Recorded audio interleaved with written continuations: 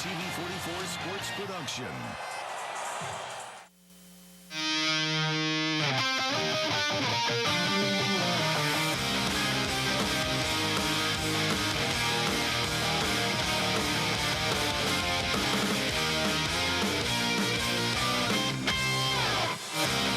The UTV 44 Game of the Week is brought to you by Whataburger.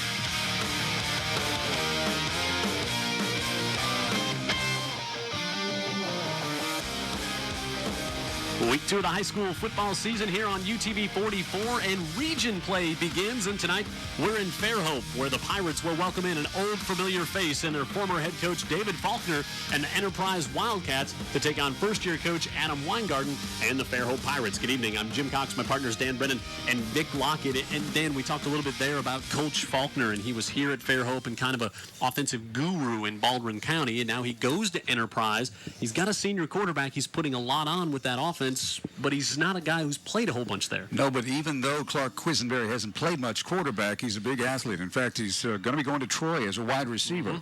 And he hasn't played much at the position, but his skill set alone is probably going to help this team win some games this year. Plus, tough kid, good leader. I think that David Faulkner wishes he'd had a chance to coach this kid maybe a couple of years in advance of now.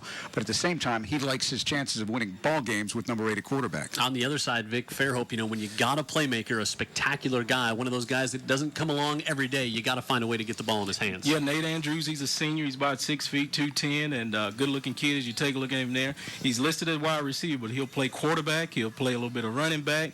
He had about 6 receptions last week, so look for him to get the football in his hand just to make plays and get the ball down the field and score some touchdowns. I think if you're looking at this game and wondering, Enterprise, why is Enterprise on TV? Well, they're part of Region 2 now. There's some realignment. Enterprise is here. Dothan's here. We'll talk all about that throughout the season as well. So it is a region game, Fairhope and Enterprise tonight here on UTV 44. Stick around. The kickoff comes up right after this.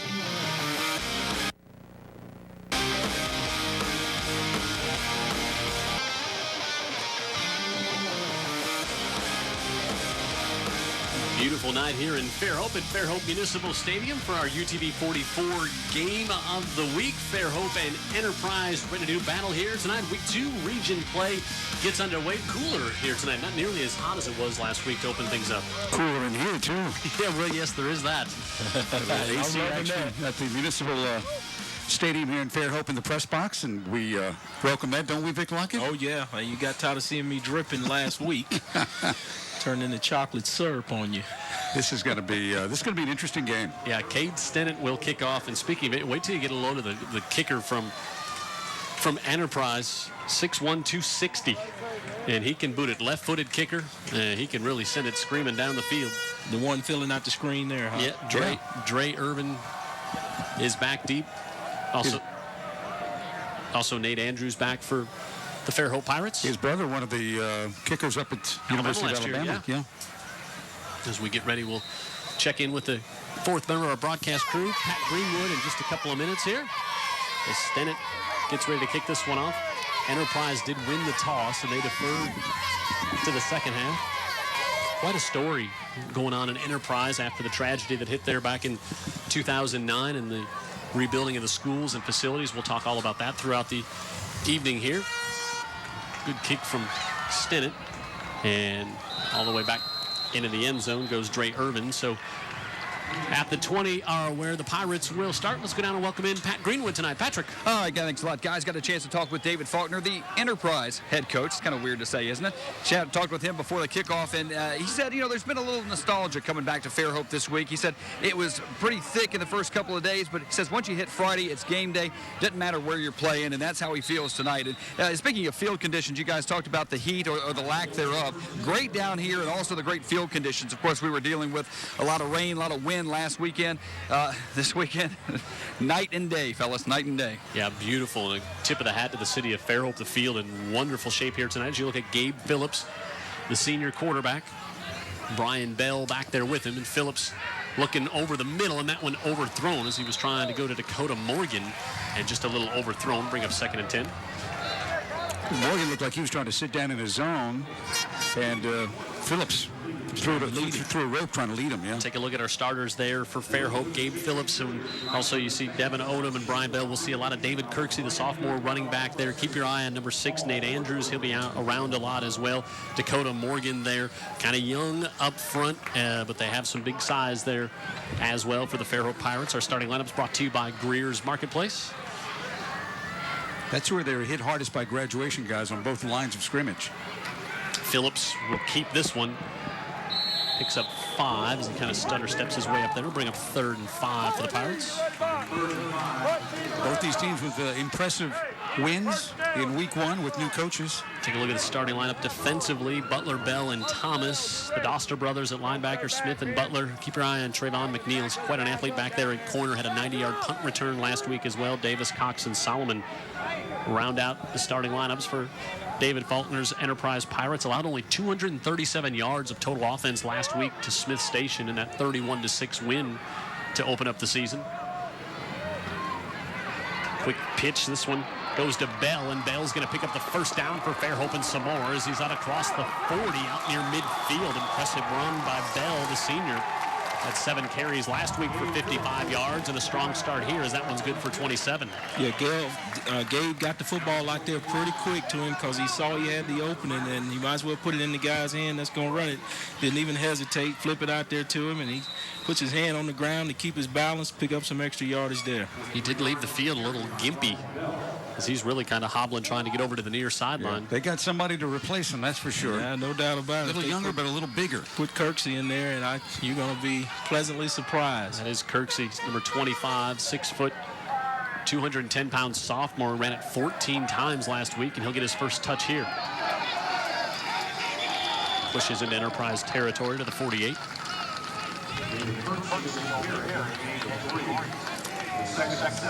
And you take a look at Kirksey. There's no drop-off when he comes in there. I got a chance to see him in a little scrimmage, and I was really impressed with that young man. He was playing with the JV guys. I said, hey, they need to move him up to varsity. And lo and behold, you guys say he got plenty of carries last week. He did. 14 carries, 75 yards, and 3 touchdowns in his first game of the season. Now we see Nate Andrews come in at quarterback.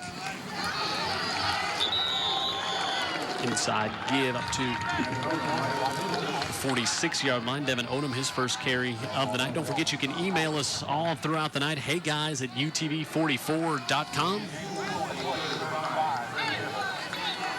Might want to ask Vic what he thought of that Alabama performance last Saturday night. You're starting early. Yeah. I think there's only one thing you can think about it. You know? 3rd and 5. Fairhope converted this earlier in the drive, and this one dropped. Nate Andrews can't hold on to it. That one went right through his hands, and he took a lick afterwards. Yeah, he was kind of ho-hum there, almost like, hey, I'm just going to go out here and maybe catch this ball, maybe not, and hit him in the hands, and he decided, no, I'm not. One of the defenders lets him know you're still playing football. A bit of a hit there right at the end of that play. So 4th down, they'll go for it. Fired on the far side. Andrews comes back and hauls that one, and he's got the first down. Like that play call, Vic going right back to him after he drops it. Right back to him, because we talked about they want to probably get him in the football game and get it to him early and often just to get him going. He's their playmaker. You're going to utilize him in different spots on the field. So, hey, we'll start out by throwing to him the first couple of pass plays. They kind of challenge him, too, get your head in the game. And that was a tougher catch than the one he didn't bring in. Absolutely, and a big 4th down conversion. And now Andrews will stay at quarterback. Gives it again off to Odom. He'll push the pile to the 36. Other high school football games going on tonight in our UTV 44 viewing area. McGill Tulin on the road at Bryant. McGill back-to-back games on the road to open up. Davidson at Baker, Mary G. and Blunt. Murphy and Theodore. That's a big one tonight over in Region 1. Daphne trying to bounce back. LaFleur and Viger. That one will be interesting to watch. St. Paul's needs to bounce back as well after the loss to Fairhope last week. Andrews cuts it to the inside, and Nate Andrews to the 24-yard line. Good for another Fairhope first down. Now, David Faulkner had a lot of nice things to say about Nate Andrews, a kid he coached here and now is coaching against. Really did. Well, right there, he decides to just keep it himself. He had his option. He could have pitched it to the pitch back of Kirksey, but he said, no, I'll just keep it myself and head upfield. Sophomore, you get your chance plenty more times. Last week, Smith Station opened the game with a 13-play drive that went 75 yards, but they ended up turning the ball over. Kind of similar looking drive here going on for Fairhope as Odom moves it to the 19. Weingarten is the guy that doesn't like to mess around. He likes to win the line of scrimmage, and that's his MO. Win the line of scrimmage a little bit, as a Missouri player would say, old man football. Right. But the fact is that he's won everywhere he's been. Yeah, Adam Weingarten spent 10 years up in Georgia, and now last 2 seasons at Hillcrest Tuscaloosa, 22-3. Pitch this one to the sophomore Kirksey. Kirksey is maybe to the 15, 16-yard line is where they'll spot him. Look at the region standings here as we get into region play tonight overall. Fairhope, some people saying one of the biggest wins in the state last week. That win over St. Paul's, who was ranked number 4 in 5A. Dothan, Foley, Enterprise, Northview, Daphne, Robertsdale, and Baldwin County. So there you see Enterprise, Northview, and Dothan all coming into this region this year. McGill-Tulin moving out, going back across the bay. 3rd and 3. Satsuma down to 5A. Play clock at 5. Phillips to Kirksey on the right side, and he's got a big hole, and Kirksey stumbles to the 9-yard line. It's 1st and goal, Pirates. Yeah, that's what we talked about with Kirksey. You know, there's no drop-off when he comes in there, even though he's the sophomore. If he gets a little crease, he will turn it on, and you see he's got that good lean, big, tall back, and he's just going to go forward. And he stiff arms a guy and almost keeps his balance right there and take it in the end zone. You wouldn't know they lost a bunch of guys off the offensive line if this was the first time you'd watch this program play, but that's where they lost a lot of their talent, but they're blocking well. Linebacker J.P. Sterling moves in at fullback, and Kirksey going to be hit and dropped all the way back at the 14-yard, make it the 19-yard line. A loss of 10. Yeah, good play by the defender there. The nose tackle, Austin Bell, he just shot the gap or something. He saw something, and he just used his instinct and just found the football. Well, actually, mark it. We'll give him forward progress to the 15, so he loses 6. So 2nd and goal. I didn't see anything going forward there at all. Yeah, everything was in reverse, wasn't it? Yeah, on that play. Kirksey's good, but he's not good when he's got 285 hanging on his pads. Slip it out to Odom on the far side, looking for a block from Andrews, and Odom's good open field tackle there as he's brought down on the play by Trevon McNeil, the cornerback, in a one-on-one battle. And 3rd and goal coming up from the 11. 1-on-2 battle, really, because McNeil had to fight off a block to get to the running back. Did a great job. Yeah, he got rid of Andrews there, and Andrews kind of chilled. He thought the ball was probably behind him, but the defender kept playing, and that's what you do. You play until the whistle blow. Great play by that young man. Keep hustling, get rid of the blocker, and go to the football. This is the 11th play. Play clock down to 5. Play fake to Kirksey. Now they want to dump it to him out of the backfield. Kirksey makes a nice move. He cuts it back across the middle, and he's to the 5, and he'll be stood up there. Yeah, way he was lollygagging out of the backfield. I'm glad he was getting the football because I was like, man, pick up that block. But yeah, I see as the play developed, he was trying to set him up there. And you take a look at it again. Playing possum. Yeah, exactly. He lulled him to sleep there. Hey, I got the football, and I'm going up the field. So Brant Miller will come on for the field goal attempt. This will be a 22-yard attempt. Rushing Watson will hold.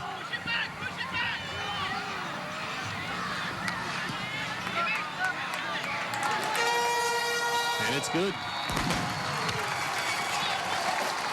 So an 80-yard drive does not get all the way into the end zone. They get it to the 9, get pushed back, and end up converting with a 3. Get 3 on the board. That one would have been good from 23. Not much farther. That's it.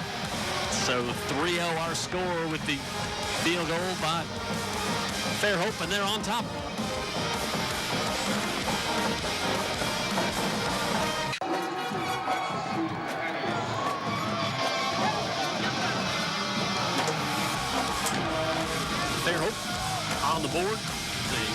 6.5-minute drive there to open things up. And now we'll take a look at the offense of that man, David Faulkner. We enjoyed working with him while he was here in Fairhope. Yeah, and he's bringing to that part of the state an offense that they don't see there much. It's more smash mouth over there. Of course, he's in this region, but geographically. And with his offense, what you're going to see is it's really quarterback-centric, isn't it? I mean, a lot of slip screens, tunnel screens, quick reads, and a little option off the end. And every now and then, 2 or 3 times a game, he'll take a shot down the field.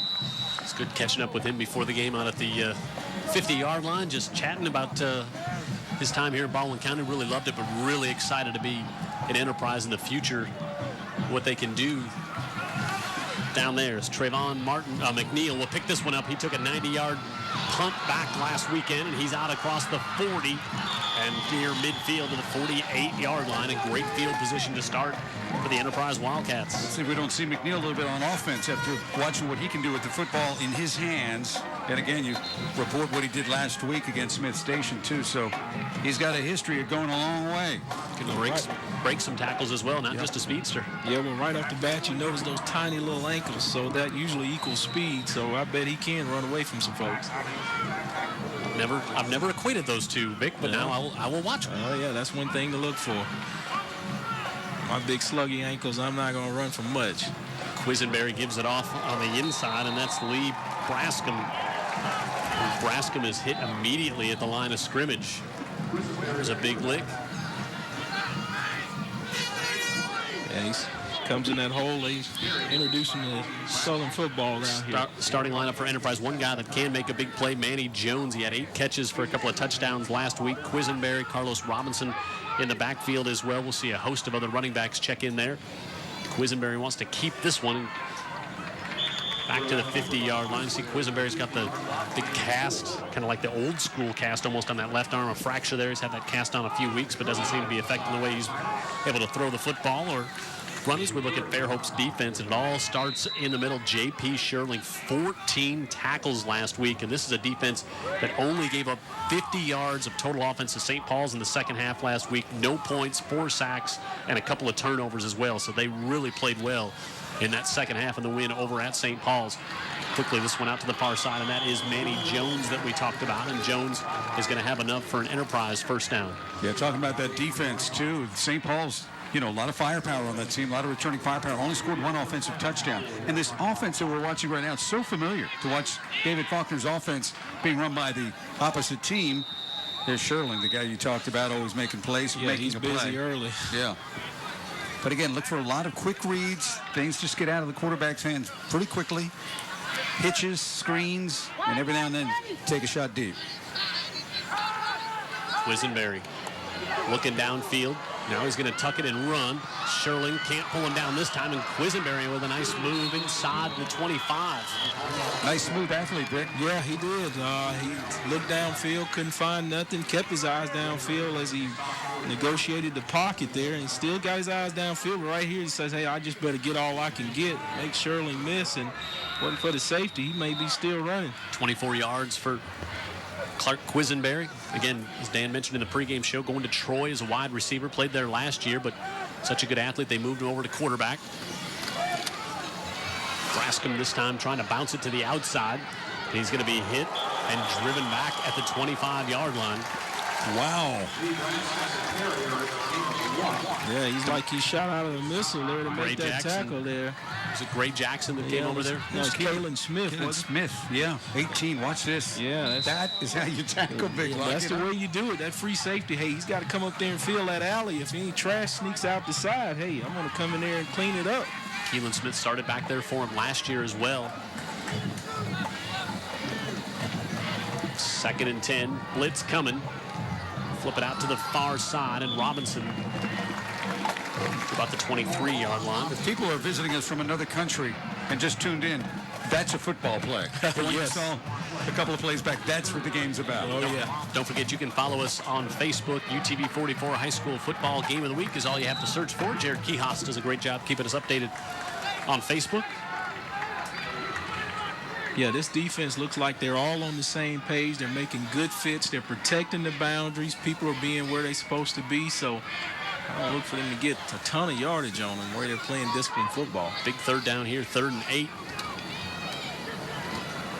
Quarterback draw to the 22 goes Quisenberry. He's going to bring up 4th down. Yeah, as you look, it looks like there's a hole there, but there's a man coming in and filling it, and that's just the way you have to play defense. You know, you got to protect the edges, and you got to be responsible for your gap, and each man has to do that. Do your job. No, do yours. 4th and 7, and a hard count. It'll look like Sherling. Trying to time this blitz out just a little bit early. Not enough for a 1st down. It does change things from 4th and 7 to 4th and 2, however. Yeah, another thing, when you blitz a kid like this now, you blitz a quarterback like Quisenberry, you know, getting through is one thing. Getting him is another. He's elusive and he's big. Yeah. Getting him to the ground. Encroachment against the defense. 5-yard penalty or replay, 4th down. On that particular play, he had a big head, and he used his head to slow the cadence down to just kind of get Schilling to come on across this line. I'll take the easy 5, and it'll make my job easier getting the 1st down. 4th and 2. Quisenberry on the right side. He's hit and driven back, and it'll be short of the 1st down. Yeah. Nate Andrews playing some defense. You're going to see that on big plays or in crunch time. Put your best athlete on the field. Sure. Last year over here as well. I'm telling you guys, these guys are playing good gap responsibility, and it looks like a hole is there, but hey, somebody's sticking their face in it to end the play. It's going to look a lot like that the way these guys are playing. They're coached up very well. Fairhope able to convert on their 4th down on their opening drive, but Enterprise can't, so they turn it over on downs at the 16. Gabe Phillips with Devin Odom in the backfield. We're down to 1:39 to go in the opening quarter. Phillips trouble with the snap. Ball still loose and recovered by the Enterprise Wildcats. Well, he just kind of mishandled it there. He took his eyes off of it after it touched his hand. Just trying to look upfield to make his reads and then secure the football. Daniel Butler at the bottom of the pile, big defensive tackle. Well, Butler had something to do with it as well, Jim. That was a good snap. Just kicked it right to Butler. Yeah, Pat Greenwood. Yeah, guys, actually what happened, too, there was a change of the play about 2 seconds before they snapped it, so may have been a little bit of confusion. You saw the alignment change just a little bit, but Coach Weingarten, not a very happy man right now. Turnover down deep in your own end, so Enterprise catches a break. They started at the 11. Brascom on the right side, trying to get to the edge, and he'll be wrestled out of bounds. Dre Irvin got him up high. Vic, you really got to shake it off if you're the defense, because you feel like you just did your job, and now you got to go out and do it all over again, starting at the 11-yard line. Yeah, sudden change. You got to come back out here and continue to play football. That's why they tell you, keep your head in the ball game, come to the sideline, get your adjustments, and get ready to go back to work.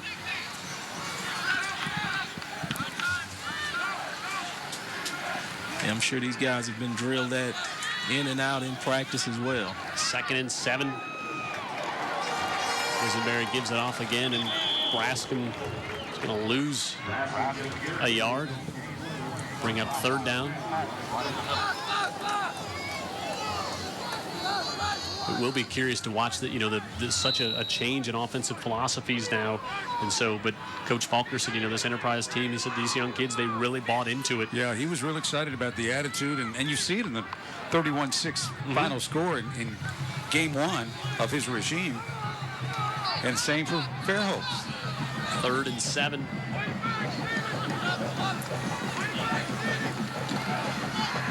Play action. Quisenberry looking to the right. Now pressure coming.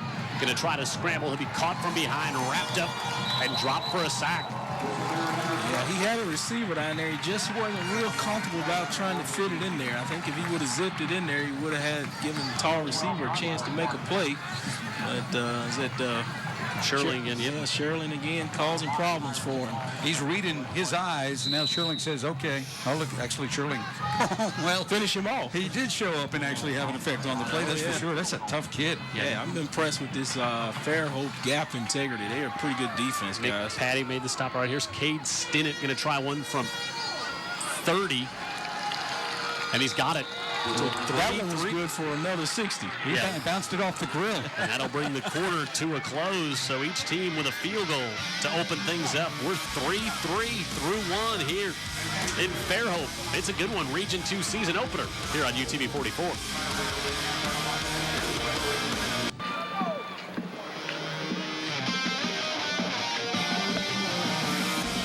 Fairhope Municipal Stadium here in Fairhope. Jim Cox, Dan Brennan, Vic Lockett, Pat Greenwood on the field. Brian Allen, Brian Aaron in the booth with us, and Jared Kihas down in the truck as we bring you our UTV 44 game of the week. And I think the first thing that jumps out at us after the first 12 minutes, two very well-coached football teams we're looking at tonight. Yeah, defenses that get after it. You know, even Fairhope's drive, they had to convert a fourth down. Yep. They had to convert a third down. I mean, these teams play hard. They play smart.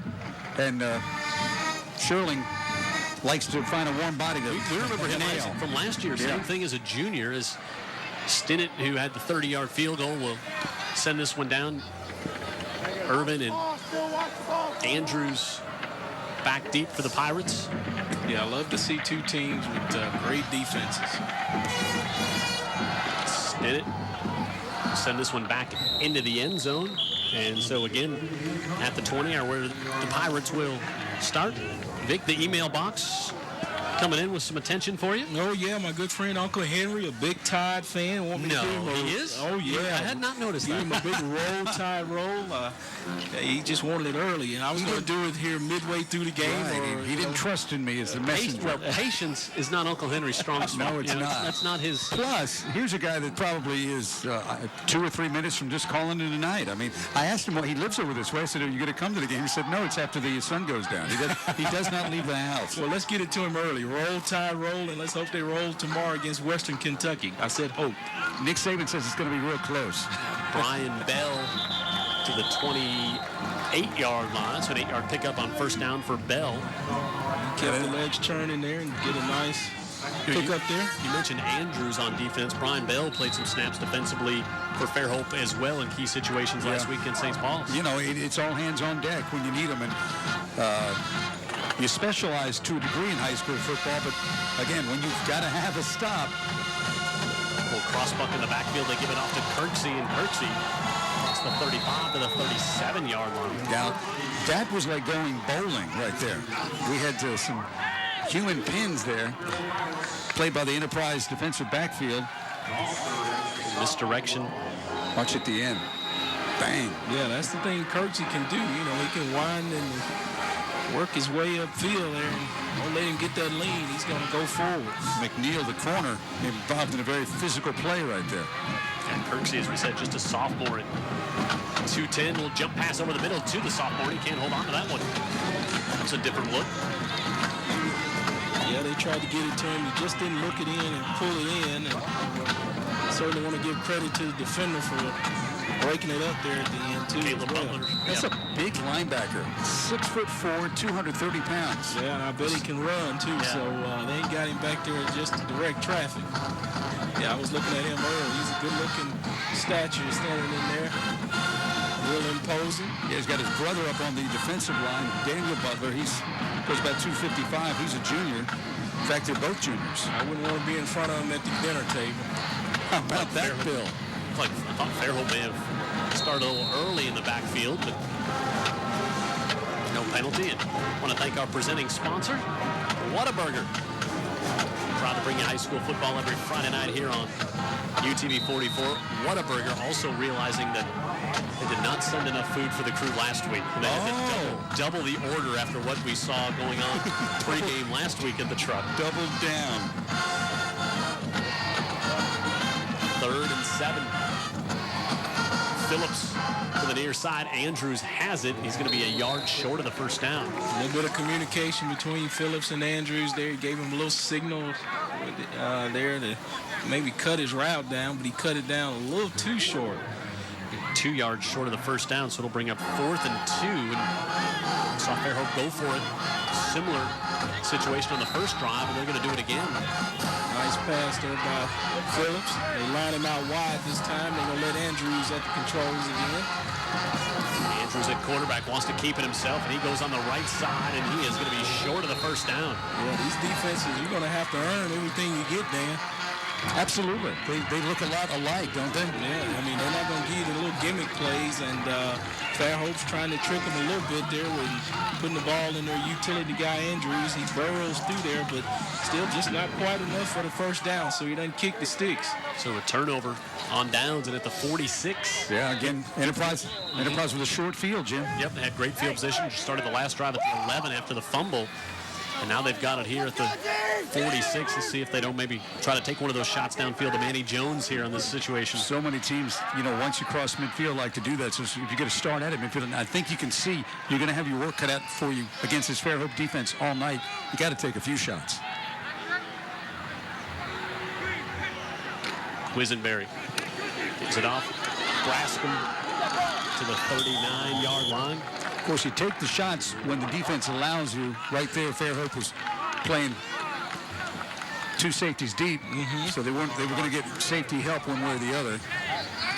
Yeah, good decision to run the ball, and Stephen Pierce there cleans it up. There's the back, shows up.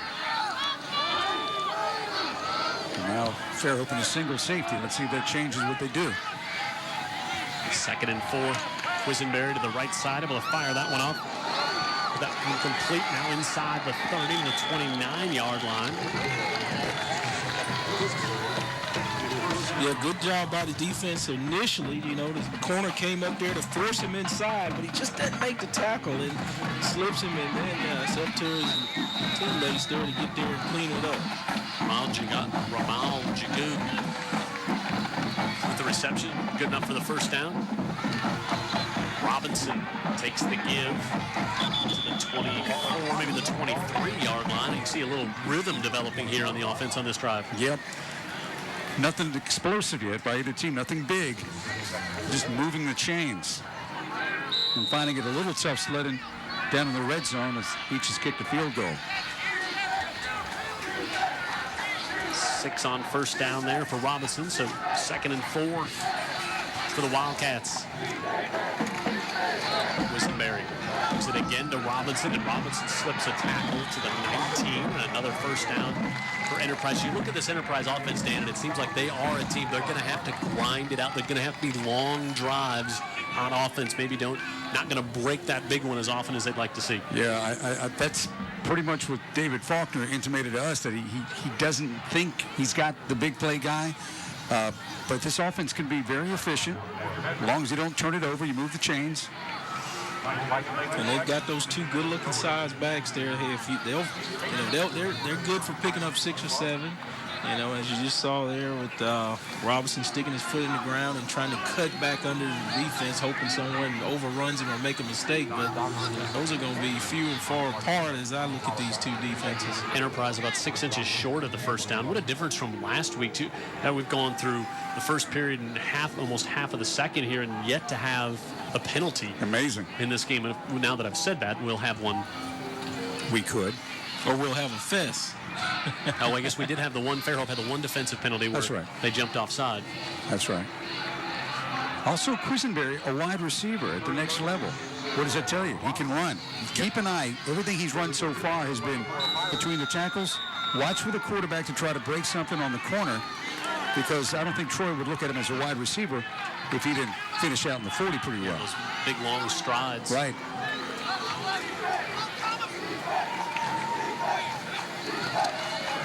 Quisenberry gives it off, and Brascom stops short, and 4th down coming up here for the Wildcats. Now Vic Lockett. Yeah, these backs, they're just sticking their head in there and sticking their foot in the ground, trying to find a little crack to go through. But, these guys are disciplined. These two defenses are disciplined. They're not overrunning stuff. As you see the backside linebacker coming over to make a stop there, and frontside linebacker turned him inside to him. Yeah, Tyler They're White making plays. White on the penetration, Jim. That's all he needs. So 4th and less than a yard. Quisenberry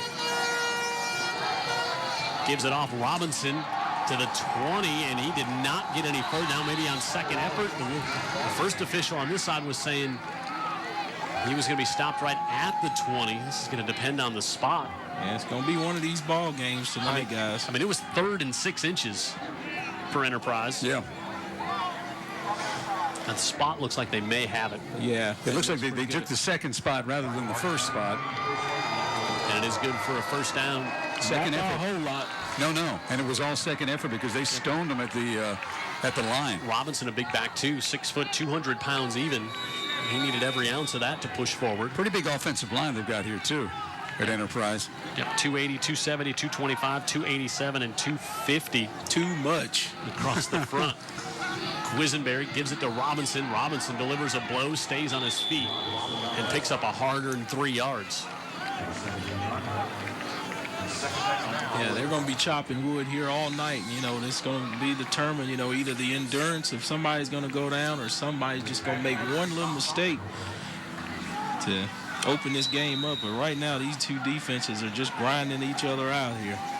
Nick Patty on the receiving end of Robinson there. As we approach the halfway point of the second quarter. Quisenberry in the backfield, able to dump this one off Christian Giles. And he did that little swing screen there, and the defense just hustling. You know, they're letting the defensive lineman run through, but Kyle Hughes turns around and chases it back down. You know, the fact is this defense is playing against an offense that they practiced against all year last year. We'll take a timeout. Here, 5:53 to go in the second. 3-3 on the game of the week here on UTV 44, brought to you by Whataburger.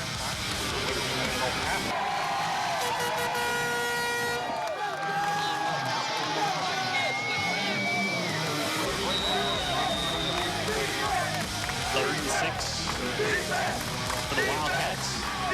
Blitz coming. Good job by Quisenberry just to slow the cadence down. Look over there at his coach and get a new play.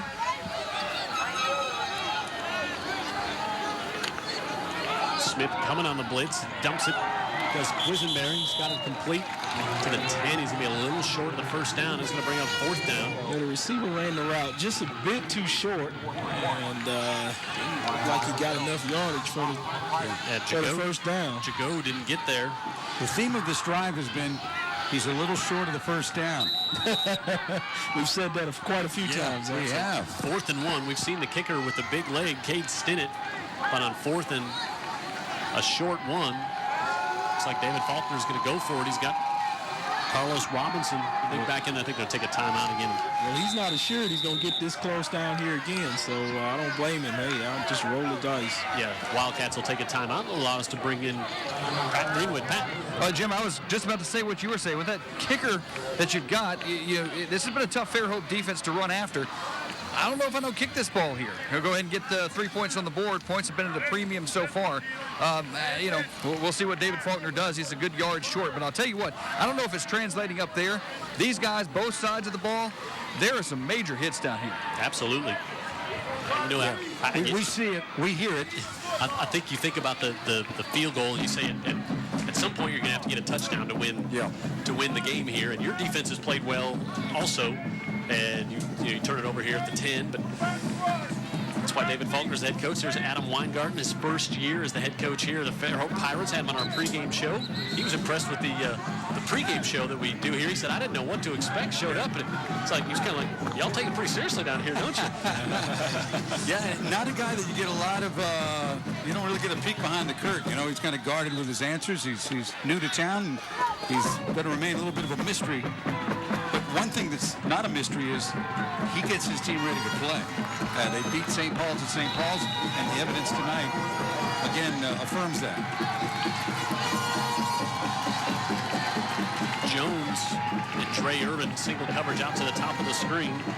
Plenty of time. Quisenberry communicating with his receivers, let him know what he wants, but coach says, hold up, I see the defense, let me trick him with this.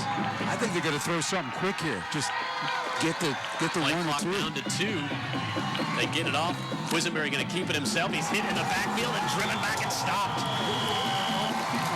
As Is that our boy again, Shirley? He's in the middle of it, yeah. I'll tell you what, man, we're going to have a defensive ball here. It looks like LSU, Alabama. Nate Andrews was back there as well, but Shirley knew. I remember him lighting up the game we were here last year. And just like we talked about, looks like something's there, but hey, these guys just fill their gaps and be where they're supposed to be when they're supposed to be there, and just, hey, put their hat on the ball carrier and send him back. There, take a look at Shirley, good-looking kid there. Vic has already put his name in for the player of the game. Oh, yeah. Vic was jumping up and down. He loves to see a linebacker make a play. That's a great play. Great play and a big play. On the pitch now, we're going to have a flag. It's probably going to be a hole. Is Odom trying to break this one to the other side. He's across the 30 and the 36-yard line, but I have a feeling this one's coming back for a hold. You know, David Faulkner knows, you know, the old saying, he's forgot more about offense than I ever learned. That 4th and 1, quarterback stands up, quick hitch, you get a yard, Yeah, you should be able to. You know, and the philosophy, too, is probably going to come in question with a lot of our viewers. You know, you playing that pistol, why don't you put him under center there and you just go forward? You know, you lose 3-4 yards in the pistol with the snap. Holding against the offense. Penalties half the distance of the goal. We'll replay first down. You know, we've seen some big passes on 3rd and 4th down. There's a hole right there. That's a sophomore. Yeah, Kirksey. He'll have his chances to learn better. Go ahead, Dan. Yeah, it's just that, you know, at some point you might have to let it loose and throw it even on a 4th or 3rd and short, because these defenses have been stacked in the line, and gap security, like you say, Vic, it's just not been easy sledding. Yeah, it's just some kind of play action pass. Bell in the backfield with Phillips. Phillips, a lot of time, rolls out to the near side, going to tuck it and run, trying to get to the sidelines, and he will at the 14. They're trying to get something cheap with Andrews down the sideline, you know. But they were playing good coverage there, so Gabe looked downfield. Just take a look at him and didn't see what he wanted, and hey, just tuck it and get all he can get. He looked downfield at one guy, and he was covered. It's so dangerous when you're backed up. This, you know, they turned it over, gave a short field to Fairhope or to Enterprise on the last drive. They're trying to flip field position real quick on that one. They line up the quarterback out wide, and they give it to Andrews, let him in controls again. Andrews makes a nice stutter step, breaks a tackle. Here goes Nate Andrews. Andrews to the 30, to the 10. Touchdown Pirates, 86 yards. Well, at some point, I guess a great defense breaks down as well, Dan. Yep, you got a great offensive player, Nate Andrews. Yeah, we talked about it at the top of the broadcast. Hey, he's a playmaker. Get it in his hands as often as you can. He rides the fullback. He even looks over there and just turns it all the way back, cut against the grain, because they had it defended well on play side. So let me look at the back door, and he goes out the back door and just runs down the field open. That's what speed does for you. Oh, it kills. It just really does. I mean, he just had to break one jersey tackle, and that was it. Al Davis is clapping in his grave. McLean Bird, a big block about 5-10 yards downfield, too. Fairhope, first touchdown of the game, now leads it by a score of 10-3. Nate Andrews, 86 yards on the touchdown run, and he's off there. Touchdown Pirates, they're on top 10-3.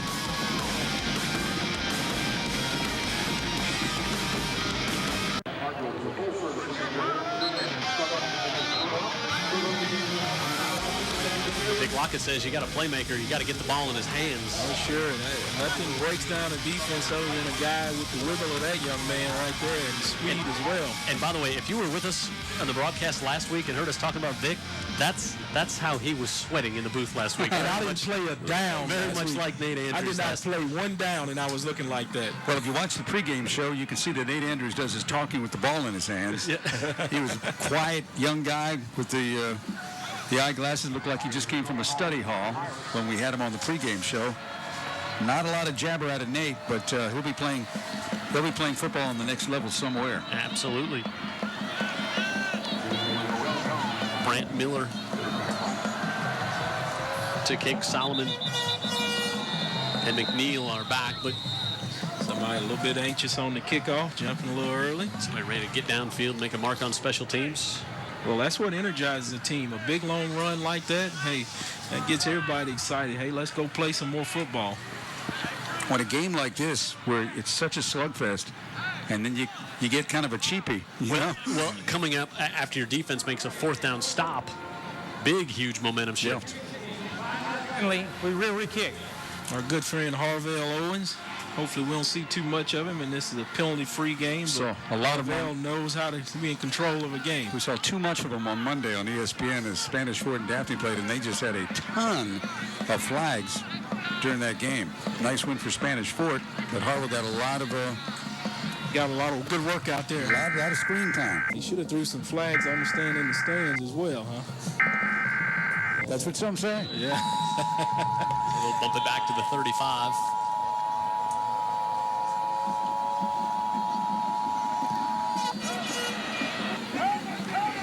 This one will be taken up short as they also get Jago back there.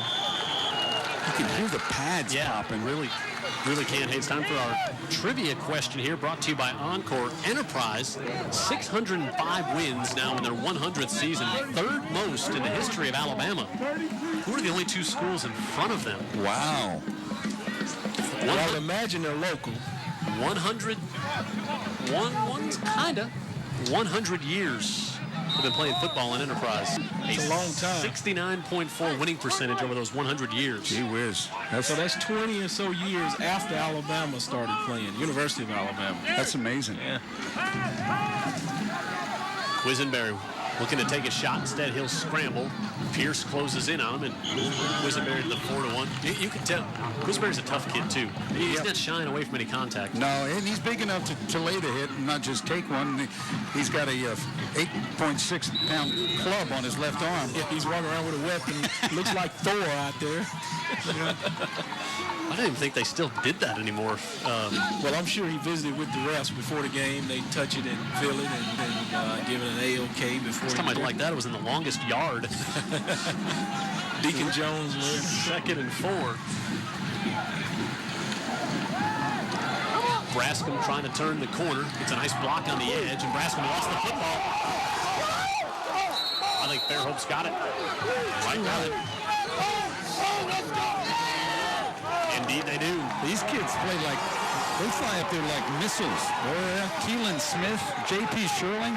I mean, they're moving when they get to you. And Nick Patty was in good position there, except the offensive guy gave him a little hole, and he thinks something's outside, but no, these guys fill the gaps, and these safeties come up and get the alley done right there. It's good sound football. It was Dre Irvin who knocked it out, number 1 there for the Pirates. Yes. Ball shot, Lee Brascom that someone was out there. This Fairhope team, they're so sound. I mean, when they hit you, when they get to you, you're going to the ground. Sure. Andrews gives this one up. Straight up the middle to Brian Bell. Strike fear in the defense by putting Nate back there at the controls again. Let him know, hey, he's more from where that came from. So you better get ready to strap it on and play. Brian Bell will come out, who replaced by David Kirksey.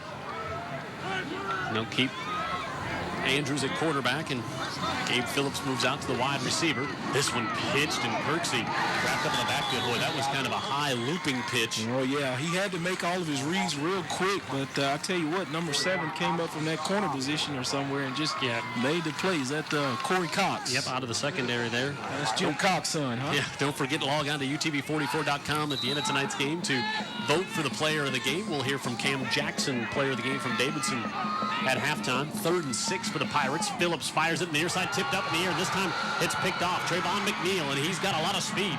McNeil trying to get around Phillips, then Phillips will sling him down. Yeah, those quarterbacks get upset when you intercept them. They used to tell us everybody blocked the quarterback on the interception. Tell you what, he slung him down. Blessed he didn't get it on his side of the field, or he would have had a penalty. Yeah, McNeil, we talked about him earlier. And then Phillips slings him down, and so teams trade turnovers here around midfield. And that's for Andrews again? Yep. Yeah, when he throws it, that's his comfort guy right there. Well, he would be mine, too. He just plays him, ain't. There's a blocking back against the receiving team. Be a 10-yard penalty for spot foul. So they'll back Enterprise up after the... You know, Nate's made a big play, obviously, the play of the game, but he's also dropped a slant. And on that one right there, maybe one he should have caught. Watch at the end of the play here. This is Phillips. Kind of lets him go. You know, so it wasn't violent. Yeah. I'm going to have to tell his uncle about that. Dr. Gary Phillips, renowned cardiologist, founder of Cardiology Associates. That's his nephew. I talked to him about a little sportsmanship there. If you're renowned in this community, Vic knows you. Now, Quisenberry wants to air it out on the near side. Lots of contact and going up and hauling that one down is Manny Jones at the 35. Great defense, number one versus number one. Yeah, the corner was in great position there, wasn't he, Jim? Well, Urban thought he had the interception. Yeah, I think Manny Jones made the play, though. Let's watch it again. Yes. Quisenberry puts it up there and see who's going to make a play.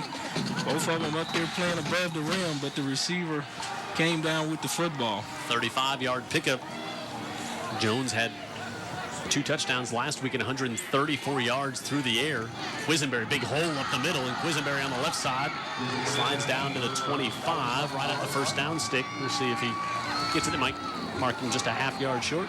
Guys, did you see how that opened up and Quisenberry just couldn't wait to pull that out and start going upfield? Yeah, he shot it into gear quick. Yeah, he was like, wow, I hadn't seen this before. Now, down inside a minute to go here. Enterprise, 2 timeouts remaining.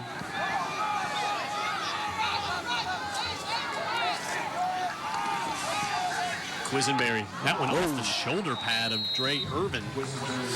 Zipped it in there and in. It was a little too hot for both of them. Now, Irvin didn't see the ball coming, and Jones wasn't expecting it. Yeah, if Irvin would have had his eyes up chasing the football, he would have. It could have been going the other direction with Oski. Now you're 3rd and 1. We've been here before. Yeah, first incomplete pass tonight for Quisenberry. Yeah, first-year quarterback. Yep. So if you get the first down, they'll stop the clock to get the chain set so you can regroup and quickly get it, maybe without having to burn a timeout. It's a great football game. Absolutely. Quisenberry steps up, fires over the middle through traffic, and he's got Jones who breaks the tackle, and Jones then lost the football into the end zone. Still loose, goes out of the end zone, and Fairhope will get it at the 20. Wow. What a changer. I tell you what, you have to hold on to that football because these guys they're peppering each other. You think you got a great play, but hey. The ball was fumbled prior to going across the goal line. The ball went through the end zone, thus a touchback. 1st and 10, Fairhope. And turn a big positive into a positive for the Pirates. Yeah, a positively horrible play, as it turns out. For the Enterprise group. Oh. Manny Jones trying to make a play, and that was Shirley who came down and made the hit and knocked it loose. Shirley's all over the place. Yeah, we're talking about those pads popping, fellas. That was one of the biggest hits I've seen so far tonight, guys. Yeah, knocked it loose, and Fairhope says, we'll be glad to go in, take a 10-3 lead. Hey, Greenwood, you better get a helmet out there. You're going to get hurt. Wow, what a... on the sideline. What a play. Yeah, Sherling doesn't give up on the play. He makes a hit way downfield for a middle linebacker. We've seen him make plays behind the line. That time he made it near the goal line. Greenwood's got on a blue jersey. He may get hit. So it goes through the end zone, the turnover, back out to the 20 on the touchback. Let's go down to Pat Greenwood. A lot, guys. Coach, pads are popping down there. Talk about your defensive effort specifically. It's been pretty good. I'm really proud of our defense. They've really stepped up offensively. We put them in some bad spots with some mistakes, and I put our team in a bad spot. We believed in our kids, and we went for it, and we just didn't make it that time, and that was on me. But I'm proud of the kids, and they've been resilient. And lastly, talk about that offensive play by Nate Andrews. It was a great play. It's hard to tell exactly what happened. I couldn't really see from this side, but obviously he made a good read and took off and made a big play. Okay, good stuff. Thanks, Coach. All right, good luck in the second half. All right, guys. You mentioned it earlier. What an entertaining football game this has been, huh? Oh, without a doubt. I mean, it's why it's the Whataburger game of the week. As we said, don't forget at the end of tonight's game, we'll give you 3 choices to vote on for who's going to be this week's player of the game and player of the week. Last week, Davidson quarterback Cam Jackson was our player of the week, and Jared Kihos went out to Davidson and had a chance to catch up with he and Coach Fred Riley. I was kind of surprised. I thought Jaquil was going to get it because he had a great game. It was just a great game, as I said. I was surprised.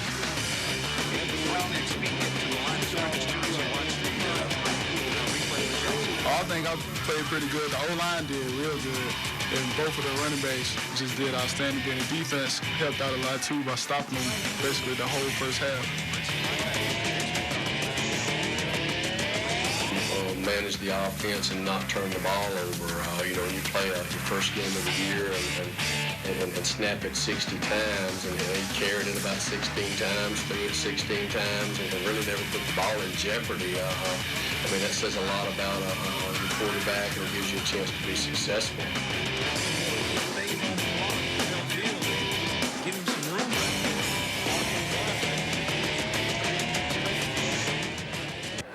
United Reynolds player of the game. You can log on to UTV44.com and vote after tonight's game. We'll give you 3 choices. And J.P. Sherling, probably they've probably already put his name in. I would just have to guess. He's making some noise. What a good one so far here tonight in Fairhope. Halftime, 10-3 our score. The Pirates are on top. We'll come back and check out the Fairhope band after this on UTV 44.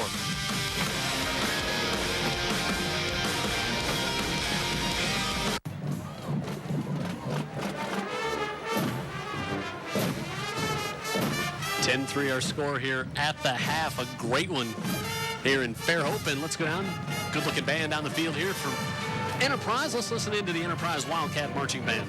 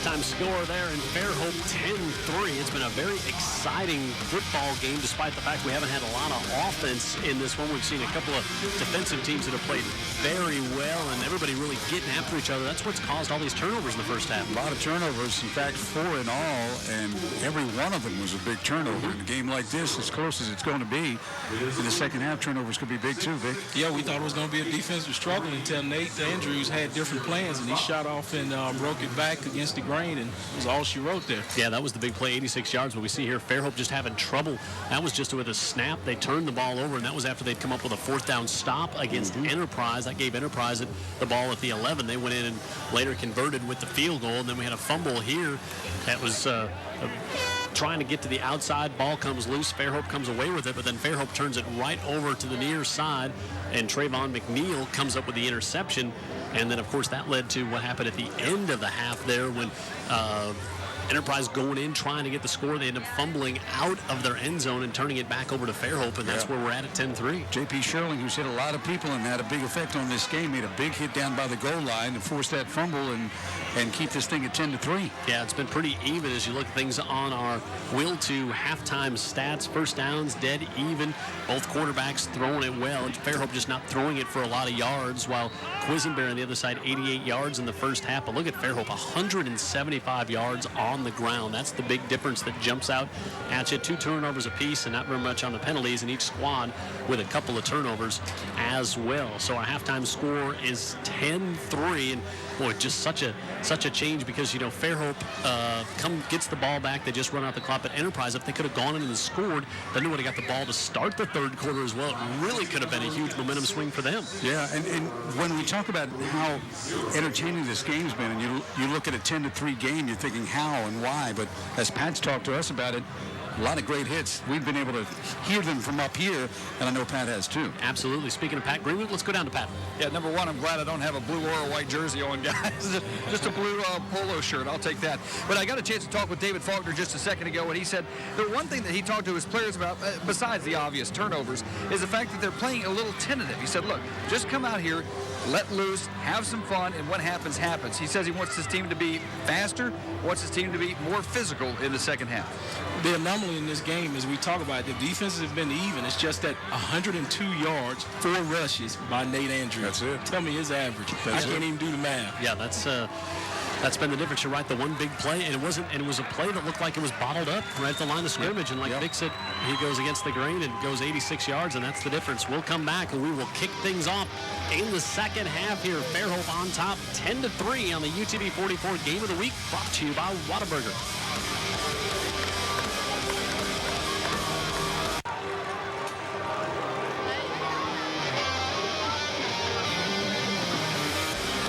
Halftime scored 10-3. Hey, Vic, you heard Pat Greenwood just talking about Coach Faulkner thinking his team was playing a little timid. Do you think it's because first game in a new region and they've, you hear so much about the powerhouses that come out of this area. You think about the Daphnes and those type teams. You think maybe a little of that leading into these? I don't know what he's seeing.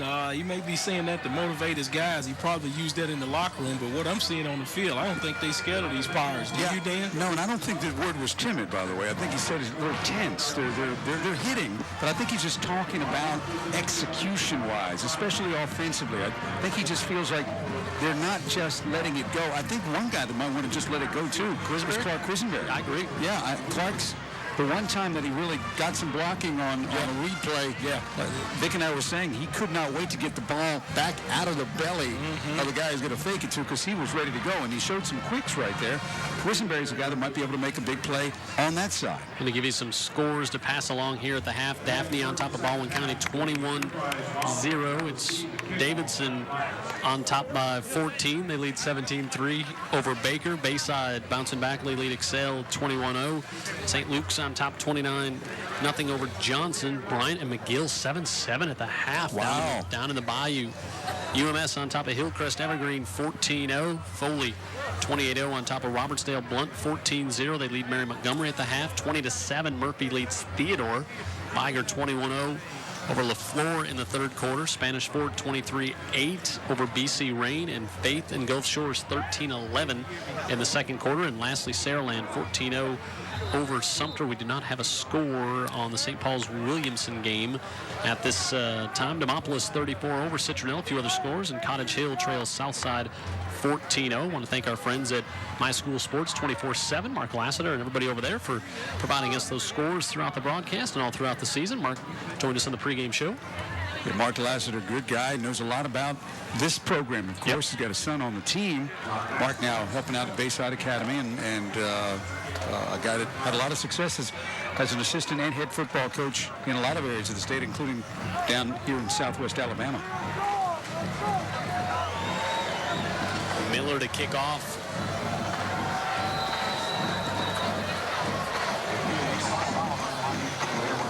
Trayvon McNeil is back deep to the near side. They'll try to pooch this one, and a fair catch called for at the 25. Hunter Bird, junior defensive back. Lock down, baby, lock down. Let's go out there. Man, isn't it great to be back? High school football.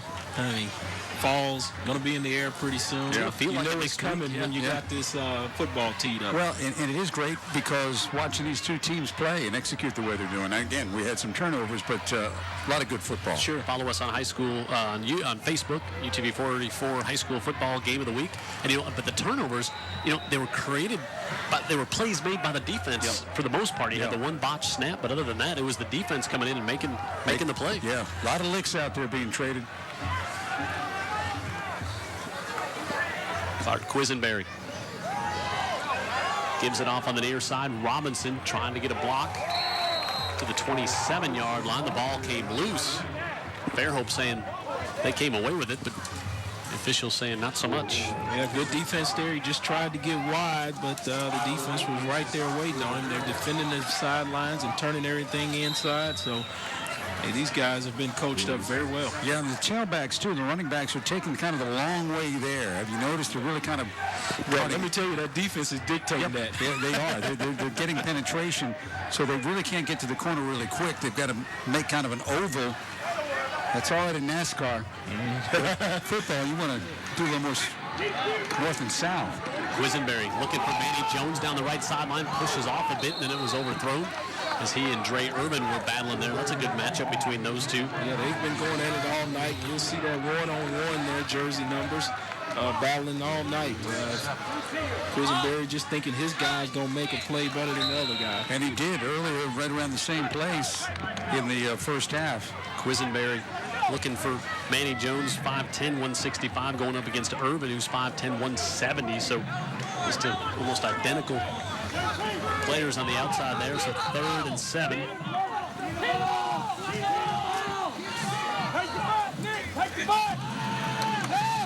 Quisenberry, again, looking over the middle of the field, Manny Jones, and that one overthrown as well. The Manny came back for it, and I don't know that he had to. It seemed like when he broke his route, instead of just hanging a left, he kind of came back to the quarterback and really didn't have to. This is the first quick 3-and-out we've seen. Watch again, Vic, see if you see what I'm saying. Watch. Yeah, he just kind of threw it behind him. He maybe thought he was going to settle out in the route, but he just kept going across. Quisenberry will kick Nate Andrews to return first punt of the night here for Enterprise, and it comes a minute into the third quarter. For all the bragging we've done on the defenses, that's quite a note that this is the first punt. Right at midfield, of course, with the turnovers and long drives. Not a lot of, this team didn't have that many possessions in the first half. Yeah, speaking of long drives, not a bad turnout for the Enterprise fan base, considering 3 hours down the road, up 65, and then is that going how you get there? I 65-10 east, and then you go up like you're going to Dothan, but not so. 65, huh? Well, probably 65 to 84 might be the surest shot. And I think these guys are region opponents now. Andrews gives it off to Devin Odom. He gets maybe back to the line of scrimmage. I mean, their school system's going to have to increase their gas budgets for the teams. They can play a region game against Daphne, which is 6 miles away. Yep. Or Foley, which is 15 miles away. Or Enterprise. And Northview. And Dothan. Yeah. Which are about, 50, 60 miles? Second and 10. Closer to 200, I'm thinking. I don't know. Yeah. Looking for Andrews down the near side, and he's got it, hauls it in inside the 15. Good play by Andrews there, just to look at it all the way in, catch the football first, and then try to go downfield. Gabe Phillips with a nicely thrown ball, little shoulder fake here. Yeah, Gabe put it up there where his guy can go get it, and he did it. Went above the rim, get the rebound. Yeah, kind of got Trayvon McNeil turned around a little bit there. That allowed Andrews to make the play. Yeah, that shoulder fake was part of all of that. Now we'll put Andrews back at quarterback. Bell and Odom split the backfield. Andrews pitches it off to Odom, who takes a big hit from McNeil. There are some wicked shots being traded out there, but he get up and go to the next play. Nate Andrews sleeps well on Friday nights in the fall. But his mother don't have to worry about his curfew, does she? No, they get everything they can out of him. No gain, stays at 2nd and 10. Now we'll bring Gabe Phillips back in at quarterback.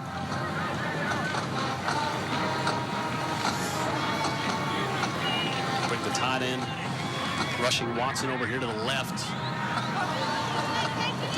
Phillips rolls out, dumped it out of the backfield behind Bell, and then Bell couldn't hold on to it. Took a big lick in the process. Chris Doster. Yeah, nicely designed play. They did the little misdirection in the backfield and then roll out Gabe. Had his guard out there for a little security blanket. Just didn't deliver it correctly there. Just a little bit behind him. These defenses have really tightened up when they've had to. The only touchdown is the 86-yard run. But yeah, down here in the red zone, they've really buckled up. And it's big guys tightening up because their linebackers on this team, 3 of them over 200 pounds. Defensive line, 3rd and big 10. as well. Looking to the right side for Devin Odom, and it's blocked and knocked away. Good job on a linebacker coming over there to help. Yeah, what a play. At the last minute, he just comes over there and swats it down. Marcus Musgrove, a sophomore linebacker, came over there to make the play, and it makes it 4th and 10 as we watch our Tyndall Federal Credit Union instant replay. That's a great play by the young man. That is. I guarantee you in the defensive film room next week, they'll be yelling and screaming about that one. Any play that saves you 6. Sure. That's why they'll be screaming and clapping. 4th and 10. Keep your eye out. Nate Andrews to the bottom of your screen. Phillips now looking wide open over the middle. He goes to his tight end, rushing Watson for the touchdown. Great job by Gabe that time. Just kind of turned his shoulders, a little bit of fake, and he knew his man should be coming down the tunnel right there, and he just zings it right in there. Rushing Watson, who's a basketball player, hasn't played football since his freshman year. We're glad to have him back. Yeah, that's good form right there. That is perfect. Dr. Phillips jumping up and down on his couch behind that one. I bet it is nephew. 16-3 with a PAT coming here from Brant Miller right at you and right through. So a 3 and out by the Fairhope defense to start things off in the second half, and then a 4th and 10 conversion that goes for the touchdown. And it's 17-3 Fairhope on top of Enterprise.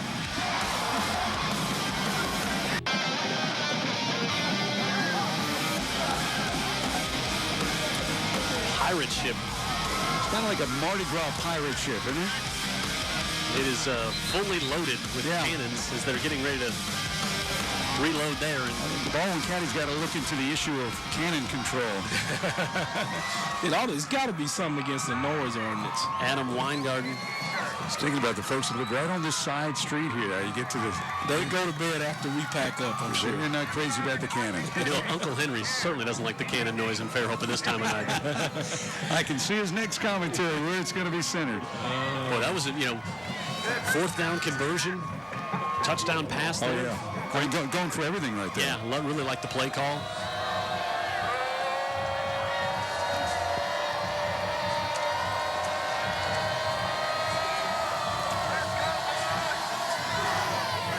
Miller with the kick. I was just going to mention that Enterprise's men were up real shallow, and they put it behind him, and McNeil going to get dropped all the way back at the 10. Yeah, they moved all the way up to the 20. They were expecting the pooch kick again, and then Miller that time puts it over his head.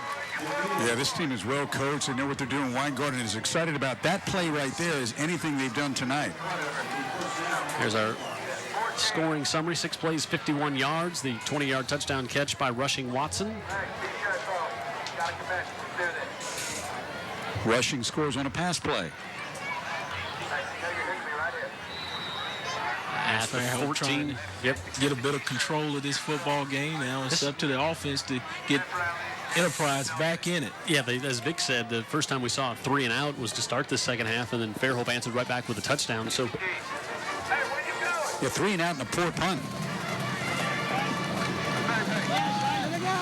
Griswold gives it off. Brascom to the 20. And let's go down to Pat Greenwood. He's busy.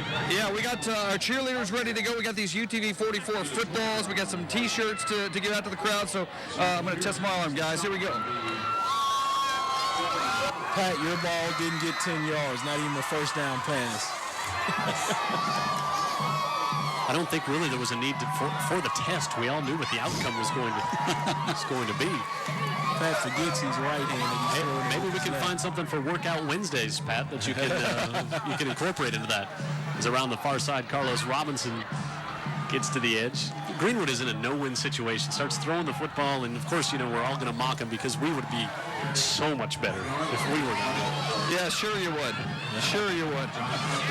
Green is a splendid athlete, Jim, and I'm just going to back away from that comment you just made. He's in the Hall of Fame at McGill for a reason. Sure is. He is. So the penalty will be a hold here on the run by Robinson. That does not have David Faulkner happy over on the Enterprise sidelines. It's the offense. 10-yard penalty from the spot of the foul. We'll repeat. Second down. First time he allowed them to get outside, well, you know why. Now some work was being held over there. It's typical with the NFL. If they ever turn that corner, you can look for a holding penalty as well because those guys are too fast to let you get outside, and these guys are just well coached here at Fairhope to protect those edges and turn everything inside. Good look there, Clark Quisenberry. If you're just joining us, going to Troy next year as a wide receiver. Pressure coming from the outside. He steps up and avoids it. Now cuts it back himself. Dumps this one out. Good play to get it out to the 30-yard line. A big hit put on as well. Is nicely able to get that one loose, but then coming up making the big hit is Nate Andrews. Yeah, guess who, right? Nate says, yeah, I play a little defense too. Oh, yeah. What do you want me to do? And he wants Jim Cox to call his name on both sides. Good job by the quarterback here, just finding and staying busy, keep his eyes upfield. They usually don't want him to throw it back across the grain like that, but it was just so wide open he couldn't resist. Positive play for the Enterprise. Cody Brown with his first reception of the season. Griswold, Clark. No, you didn't. Not sure where that came from. That one's Would the Chevy Chase be a logical guess? So that one incomplete. Yeah, he put it right in his hands. He had it for a minute. Yeah, Lamar Garreau and Andrews say just dislodge the football. If you look at it, well-placed football. He looks it all the way in, then Andrews comes in and dislodges it right there. How about that? Hey, this guy's making plays offensively, defensively. Hey, he's going to probably drive the bus home. 2nd and 10. Get him some Powerade. He came over to the sidelines after that big play. Screen Carlos Robinson with the reception. He breaks the tackle and then is brought down at the 38-yard line. It'll bring up 3rd and short for Enterprise. And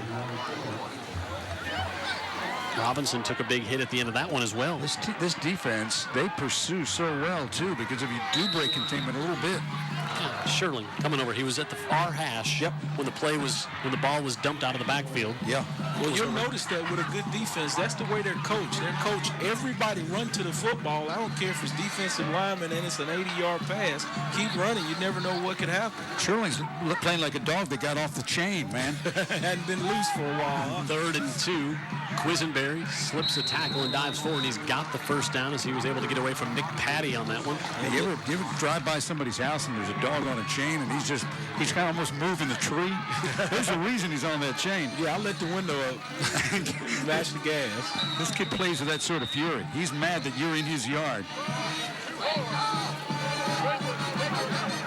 Quisenberry with a big first down conversion. Enterprise's offense needed that a little bit. It really did. Keep some momentum going. After that well-executed long kickoff that Enterprise wasn't expecting, starting at the 10. Quisenberry on the far side is that Christian Griles, and Griles is dropped back for a loss. Wow. Big hit. I'll tell you what, Sherling's coming to play, and Casey Simmerly was over there to help slow things up.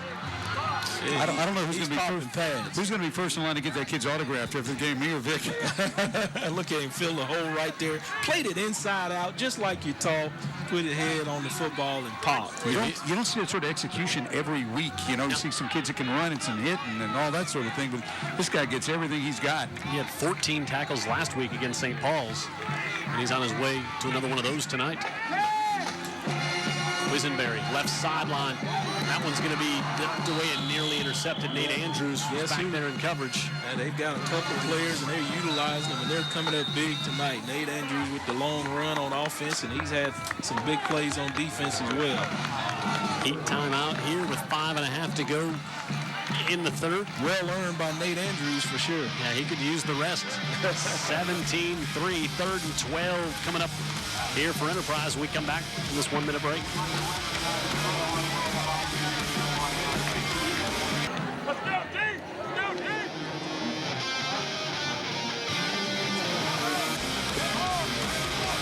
Good one going here, and Fairhope on top 17-3. Jim Cox, Dan Brennan, Vic Lockett, Pat Greenwood on the sidelines. Jared Kihas in the truck. 3rd and 12 if the Enterprise Wildcats. Quisenberry steps up looking over the middle of the field, again looking for his tight end. And Cody Brown can't hold on to that one. Got a flag. Yeah, it looks like they're going to get a pass interference or something, but he looked pretty clean there. He just, more importantly, Nate Andrews is down on the turf. I think he's just tired. He's already played a couple of football games by my standard. Cody Brown had to kind of slow down, almost squat down to get the pass. Not sure what the penalty was. Obviously it was pass interference, but I didn't really see it. We might see it on the replay. And now, of course, the interest is in Andrews' health. Yeah, prayerfully he's okay and just a bit tired. You see right there. I guess they called that face guarding. Will that be it? Oh, I hate to see him limping like that. Hopefully it's just a cramp. There was no contact before the play at all. Well, he's laid some licks out, that's for sure. Yeah. Certainly earned a break. Yeah, he's skimpy now. Big blow to this team. Yeah, boy, there was no pass interference on that at all. It was almost like the helmet-to-helmet contact was more what would have been called. Carlos Robinson stood up by Sherling. Yeah, we couldn't see the number, but we could tell by the sound. Yes, Stevie Wonder hears this stuff. So, standing still, Sherling is able to get explosion. He is just playing that linebacker position the way it's supposed to be done. Now he's a little bit gimpy. They're going to give him a break. But he's just playing the football inside out. You don't have to have a whole lot of speed if you take the right angles and be inside out like he does, and you just hit the ball player. Dre Cheney replaces him. 2nd and 8. Quisenberry all kinds of time. He'll pull it down. He's got some green. Now wants to pitch this one. That was maybe a bad decision. I think that's what David Faulkner had talked about sometimes. He said, he's a young guy. He's got to get some reps. He's going to do some things that he'll probably think, well, maybe we wouldn't do that one the next time. Yeah, and that's one of them right there. Yeah, he's just got guts trying to make a play for his team, and right there got a little bit too anxious. Didn't have any type of pitch relationship with the back there, and he knew he was tackled, just hoping he would get the ball and maybe get some more yardage. Speaking of Fairhope linebackers, is it Garmin who is the starter now at Vanderbilt? I watched him the other night against South Carolina, a kid that we watched just a few years ago on the field for Fairhope. For a pretty little town on the bay, they produce some ferocious... They got a little nasty in them. Yeah. They turn out some dirty little football players. They do. 3rd and 8. Quisenberry steps up. This one might have been tipped at the line, as that one was well short of just kind Cody of really Brown. died on him there. So 4th and 8 coming up. Interesting score from the Bayou. 10-7. 4 minutes to go in the 3rd. McGill leads Bryant. That's a team that took Foley to the wire last week in Foley. That just came out of his hand. Kind of rolled off. You sometimes wonder if when he tries to get the grip on the ball, use it with that big cast on the other hand, that it doesn't get seated correctly in his throwing hand. Yeah. Comes out like that. Now they'll move Dre Irvin. And now it's going to be a fake. Quisenberry takes off looking for a block, and he's going to pick up the first down. And a little bit more. Gutsy call. I don't think anybody knew it was a fake but him. I mean, nobody was blocking. And I guess he saw the Fairhope guys turn and run, and he just turn and run as well. Yeah, he saw an indicator, I guess, that... Well, there's one lineman downfield blocking, so maybe... Yeah, I saw a little burst. Did you? Okay. Yep. He's a gamer. Yeah, he is. Quisenberry. Coach letting it all hang out, going for it all. 1st and 10 from the 30. Need some points here. Week 1 of region play here on UTV 44. Brascom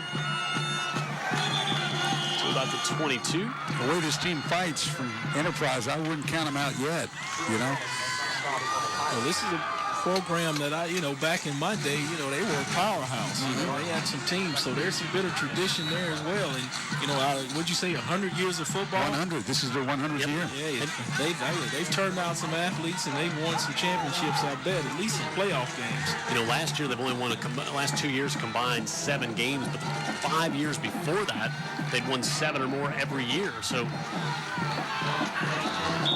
the tragedy over there certainly affected things. Let's give you our trivia answer. We said Enterprise been playing football 100 years, 605 wins, 3rd most in Alabama. Any guesses? We had a texter text in UMS or McGill, and that's not it. Deschler, 610 in the all-time winningest program. T.R. Miller at 617. Interesting. Yeah, Deschler, we've seen them. Yep, state championship games a couple of times. Against Thomasville. Yeah. Against UMS. Yeah, we saw them in a game that I don't think we broadcast, but we happen to be at it. It's hard to get Cox to go to a game when you're not broadcasting. He's like, show me the money. Where's the check, homie? I mean, he's a busy guy. Yeah. He's a busy guy. Look at him, he eats a whole lot. Bracket his time carefully. Pat Greenwood. Yeah, talking about Nate Andrews, it looks like he took a shot right above the thigh pad on his right leg in some obvious pain. What they did is they wrapped it up, taped it up. He's on a bicycle now just trying to work out the kinks, but he's in some obvious pain, guys. Yeah, he's probably, have to do a lot to keep him out. Yeah, if there's any kind of contusion, it's good to keep it warm. And first down. And feel it tomorrow. Quiles hit at the hole. Chilling again. Yeah, I mean, you don't have to say it. You don't have to his hit sounds different. It just sounds different. They're talking about a guy in the batting cage. Yeah. Comes off the bat different. Watch. Here you go. Yeah, he's just right there. Fair tackle, guys. You remember he was the same way last year. He was the same way we were here last year. You can't coach it any better than that. I mean, this is a clinic. It's one of those guys, he's obviously a very smart young man. You probably think high school football coach in his future. He just gets the game. So you can just tell he just gets the game. Yeah, Roger Goodell is going to want to use him on one of those heads-up commercials. Floated to the far side. Brown with the reception. The ball came loose, and they're going to say he was down. Woo, down how? He's just not down. Forward motion, I guess.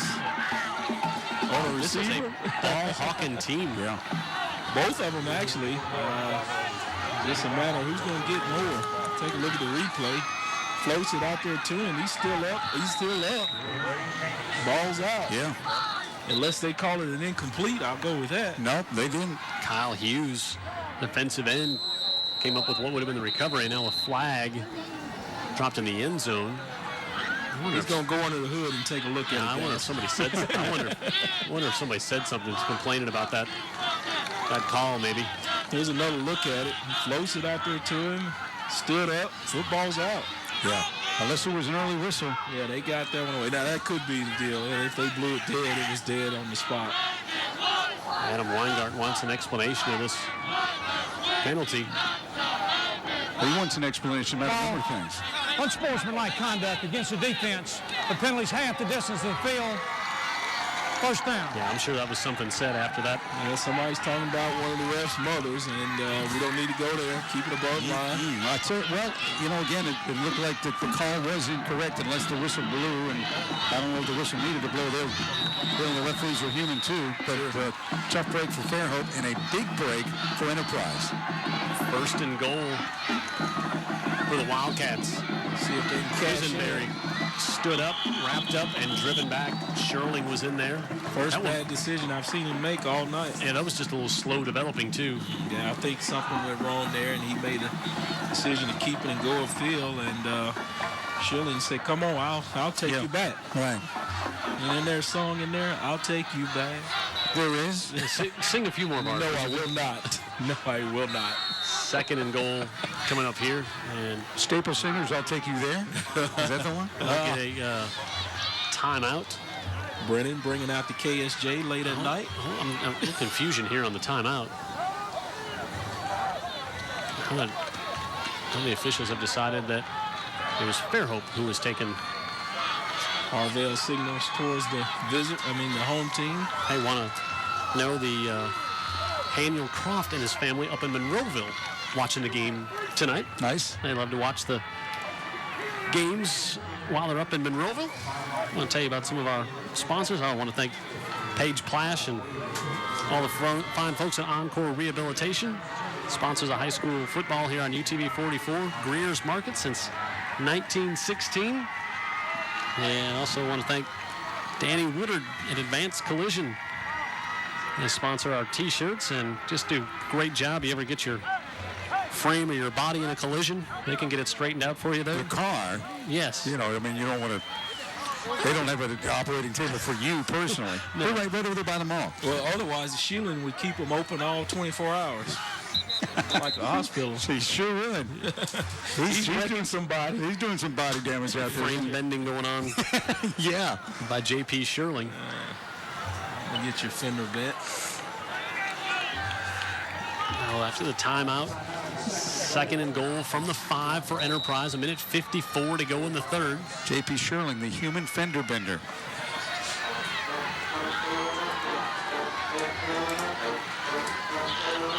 Brascom on the left side, cuts it back to the inside, and gets to the 2. They have to earn it on offense. Yeah, and it looks like it's something open, but David Ford comes up from that free safety position just to keep him out of that end zone, puts his face mask on his chest. We've seen Enterprise have some trouble in these 3rd and 2 situations before this evening. Right back to Brascom on the left side, slips a tackle, and he's in for the touchdown. By that time, David Ford got there a little bit too late, didn't play it inside out like he did on the previous play. Brascom puts his head down and sneaks it in the end zone.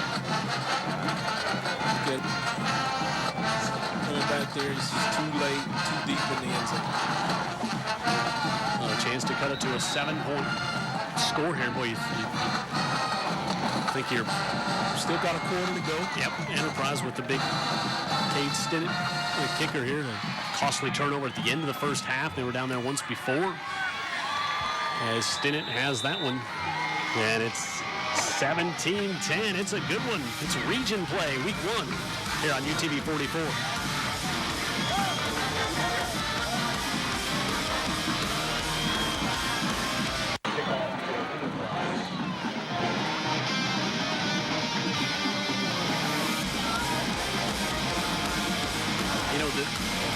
this game for the game of the week. It had some intangibles. It had some storylines. I don't think we knew we were going to get this. I don't think we did either. It was a little bit of the unknown. Certainly, we'd seen the Faulkner offense before when he coached Fairhope, the one that, of course, you now see with this Enterprise team. But this has been really kind of a rock'em sock'em game that we didn't know we were going to get, and it's been very enjoyable. And there's no quit in either one of these teams. These guys are coached up very well. And I would imagine these coaches are defensive-minded the way the attitude you see. Nate Stinnett now kicks this one out of bounds. Big break. Oof, great field position for Fairhope. Something you don't want to give them. Don't give them anything cheap. Make them continue to earn their points. How about they're this? leading on the board, you still don't want to give them any more lead. Now, how about the drive that Enterprise had there on that? Got an offsides. That score, 18 plays, 86 yards, 7 minutes, 45 seconds. Break or two. Yep. You know, I think obviously the early whistle or whatever. And the pass interference call? Pass interference and the early whistle all helped them out, but they cashed in. That's the thing. This is the fight in this team. Nothing's come easy. And when you go 18 plays, that's not easy. Devin Odom picks up a couple as we're down to approaching a minute to go. Here in quarter number 3. Turn them in, make a hit. Linebacker playing his outside position. Fairhope lost a lot of talent from last year's team, but the fact is this group of seniors in the 8th grade won the county. Yep. And that's how it's the championship. That's as good as you can get. Exactly. So they've got a lot of players on this team, although a lot of them weren't starters last year. They have had success as a unit before.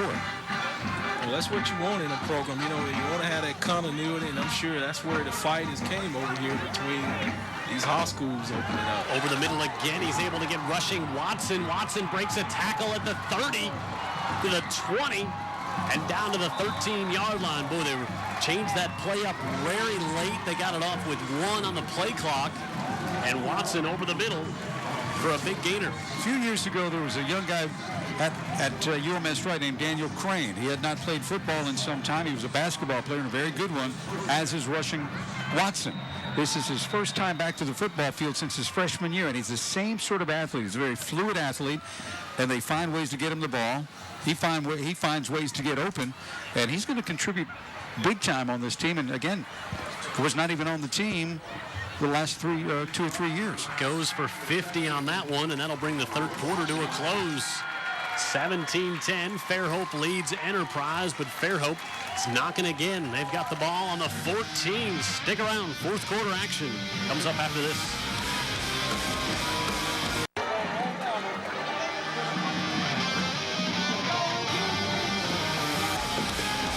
We are in Fairhope. Pirate proud tonight. They should be. Heck of a game going on with Enterprise. Region play opening up. Jim Cox, Stan Brennan, Vic Lockett. Pat Greenwood on the sideline. Brian Aaron, our statistician. And who?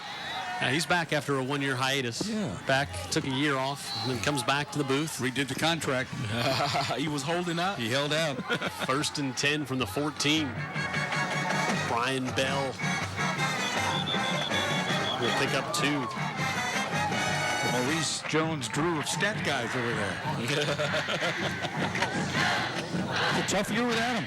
I mean, we had to come to the realization was we need him. Jared caved in. We got Jared caved. I thought we managed quite well, actually. 2nd and 8. The pride of op. Now they bring Sherling in at fullback because he hasn't hit enough people so far tonight. And then Andrews comes over here. And he goes to him. Look for Andrews, and he's got it. Andrews has got the touchdown. Any other questions about that young man talent, guys? Yeah, and toughness. He's right off the bike. And he looks like he banged up again a little bit. I mean, he's got that thigh bruise or something on the upper leg, and so he's kind of gutting it out here. Yeah, they let him inside. He didn't go down easy after he caught it. He still was a good 3-4 yards short, put his hand on the ground and said, hey, I'm going to score a touchdown. He kept the football like the pros. He's going to have it to his collection, looks like.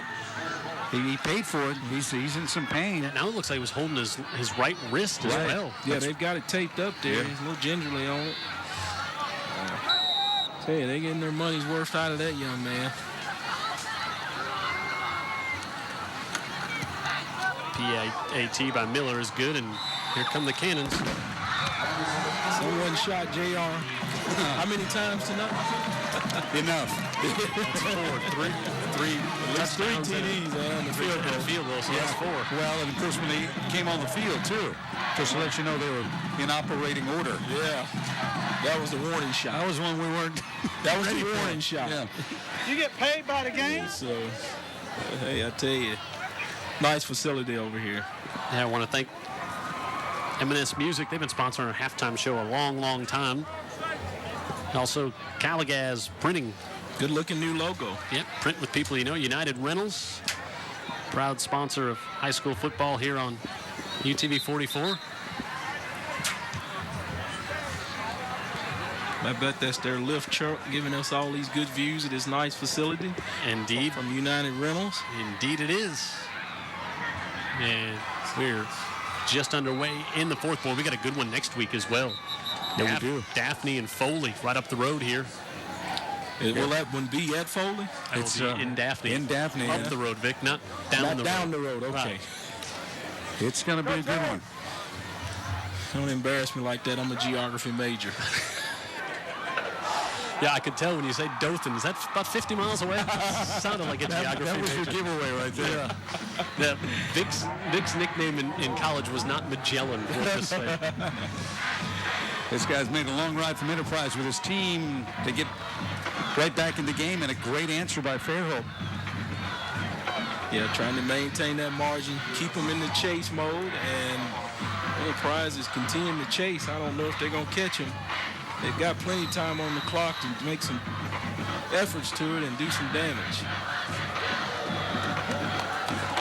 John Baxter pooches this one to the near side, and McNeil will come up and take it at the 22. Nope, change that. That's Solomon who takes it in. Solomon to the 46. You know, the kicker almost does a read like a quarterback. If they're deep, he pooches a little bit, just a little pop to the 20-yard line. If they're up looking for that one, he lets it go. Give credit to the coaches. Scoring summary there. 5 plays, 35 yards with Nate Andrews with the 14-yard touchdown catch. Another short field. Yep. Game like this, that short field helps, I'll tell you, because nothing's coming easy.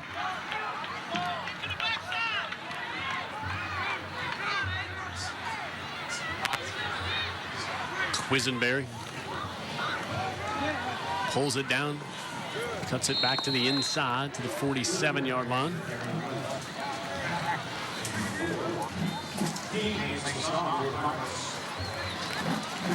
Trying to spark his team, but just isn't finding any room in that Fairhope defense like he'd like. He's going to have to make some plays here for them to have any chance of coming back. The quarterback's going to have to make some reads and big throws and probably use his feet a little bit too. Yeah. Yeah, they're going to have to open it up just a bit because they don't have all night to. And they're not a quick strike team either. Carlos Robinson. It's up to the 40, going to be very close to a first down for the Wildcats. David Faulkner compared his team to a Big Ten team. Well, we're like a Big Ten team in SEC country, but we're gonna fight you and give you all we got. But he fears that he's assessing his team. He fears he doesn't have the game breaker. Yep. That Nate Andrews gives the team from Fairhope. Yeah, it's always good to have that ace in the pocket, isn't it? 1st and 10. Play action, all kinds of time. Quisenberry comes to the near side, and that one skips over there to Manny Jones. A decent arm, but almost got there. Just kind of died on him there. It did, and you know, again, he's not been playing the position that long, and that's a long throw. That was. You got to step in. Almost got there. And let that one go. Yeah.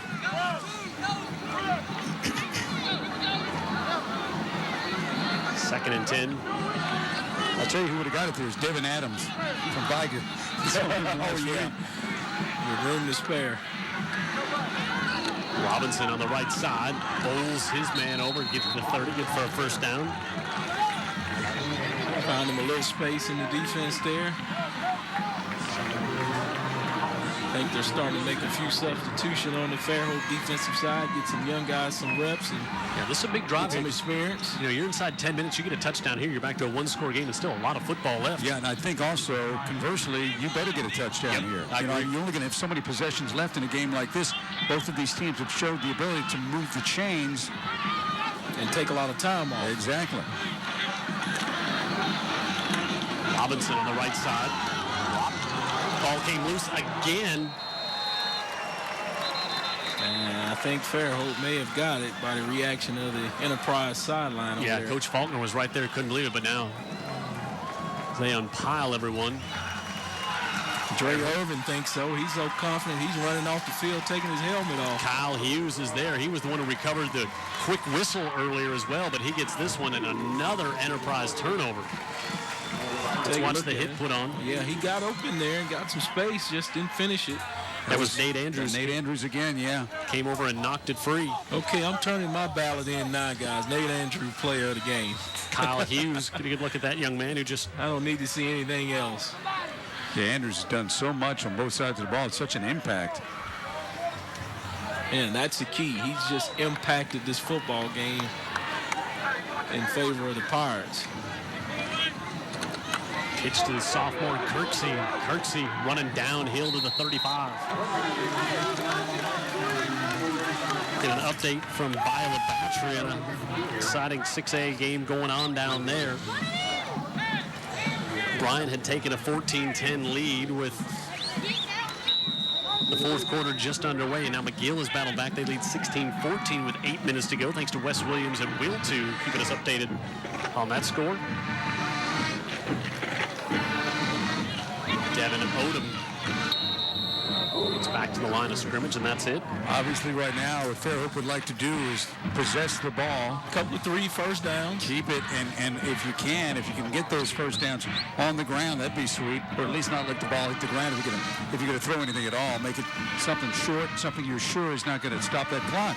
Yeah, and just don't like, David Faulkner was talking about, teams that are so good, they never beat themselves. Never do anything that's detrimental, and it's certainly what Fairhope's trying to do here. How about this will be a great start by Fairhope. Start the year 2-0, 1-0 in region play after that big win last week. If they hold on here, big hit. Yeah, they brought him in on the blitz that time, Chris Dawson, and he let Gabe Phillips know there's still some time on the clock for me to make some tackles. Ate him alive right here. He's coming in, crashing out, and he had quarterback all the way, wasn't even thinking about the pitch. We used to call that a cobra at Alabama when you have those backers off the end come like that. He swallowed them up. Strike. Strike him right in the chest. 3rd and 11. Now trouble with the snap. Phillips picks it up, pressure from the backside, and he'll be dropped all the way back at the 25 again. Duster again, right? Yeah. Yep. And Chris is making him a couple of tackles here late in the game. There's no quitting that young man. That was probably a situation where the first-year quarterback probably should have just laid down on it. Yep. Nothing good was going to come from that, right? Took all the decision out of whether they were going to punt here, huh? Trayvon McNeil will go back to receive the punt. Here's where they need what McNeil did last week with a punt return for a touchdown. Yep. He'll stand at the 40, so it should be good field position. They're going to let the play clock run all the way down. Bad snap. Good job by the punter just to catch that one. Watson lines it to McNeil, trying to get to the edge. No blockers there. Now wants to cut it back, and he'll be brought down at the 48-yard line with 6:51 to go. Hey, getting some texts from some people enjoying high school football on UTV 44 tonight, and we'll tell you about those momentarily. The Orthopedic Group, proud to bring you high school football. Tyndall Credit Union. Also Davison Fuels and Oil. And Will 2. Wes Williams keeping us updated from Viola Battery. You know what else was a good job by the punter there on that low snap, not to end up with a knee on the ground. Oh, yeah, it's Boy, dead right you know there. what? I'm not so sure he It happens a lot. might have. It gets called every now and then. Quisenberry a pump fake, and he'll pull it down. Gets to the outside, and Quisenberry down the sidelines. He'll step out of bounds right at the 30. Nice little play there, stature, liberty, and then quarterback draw just takes it right up the gut. I'm sure those guards got up on those linebackers that time, shocked them in their back pedal, and next thing you know, Quisenberry's got 10 or 15 yards. He'd have been fun to watch as a wide receiver last year. Yeah, and I think probably the way Troy sees him is he's going to put on some weight. He's going to be a bigger guy. He's got the big 6'3", 6'3.5" frame. Miscue is right tackle backed off a little too quick. Aiden Sloan moving too soon there. Didn't hold his water, ready to set up and block for his pass play. Haven't seen many of those. Ball snap. Ball start. The offensive line, 5-yard penalty, still be first down. You know, with the turnovers, it certainly hasn't been a perfect football game because of the many turnovers we've had, but a lot of that has had to do with very good defense, very hard hits. Not a lot of senseless penalties here in week 2. Well, give credit to these coaches, and you see it on the field as well. These guys got them coached up really well, disciplined, and all their reads on defense and their fits. Offensively, none of that's jumping offside stuff. Discipline. 1st and 15, and nicely thrown ball on the far side, and they'll get back 13 of those yards. With the completion, Nick 40 in his first catch of the night. And now we see Jagu go hobbling off the field. One of their deep threats on the far side. The score to pass along. Bayside on top of Excel 40-13 here on 2nd and 3. Enterprise needs to get the ball in the end zone here, and now we're going to get another movement before the snap. Yeah, these obvious passing downs makes those linemen a bit anxious knowing they want Another snap. Ball start. Gets the offense. 5-yard penalty. Down, remaining second. They want to get back and protect their quarterback. Coaches have talked about it all week. There's a lot of pass skeleton and third down practice that go on, so they know what they're supposed to do, and they're trying to anxiously get there and do it. Just got to wait till the ball snaps. 2nd and 8. Got trips over there to the top of the screen. Haven't seen this formation tonight. Yeah, they've got to open it up. Quick zip it out. Manny Jones, the speedster, and he's going to have the first down. You can see that acceleration immediately, too, once he see it open. Yeah, he's 0 to 50 real quick. It's those thin ankles. Yeah, hey, trust me. You got those big cankles. You can't turn the motor up that fast, that quick. Big collision on the sideline. Got a couple of guys down. That's Both Nick sides. Patty. Prayerfully, they okay, and not anything serious. Patty, an inside linebacker, number 40. Fairhope. You know, you're surprised not many more bodies have been laid out in this slugfest. No kidding. I mean, this is it's like the Battle of Gatlinburg out there. It's been tough. Yeah, that was Manny Jones there as well. Hopefully it was just cramps on. That's what it hopefully looks like for Nick Patty as he goes over to the Fairhope sideline, and Manny Jones heads over to that side. So we'll take a timeout here. 5:45 to go. 24-10. Fairhope leads Enterprise.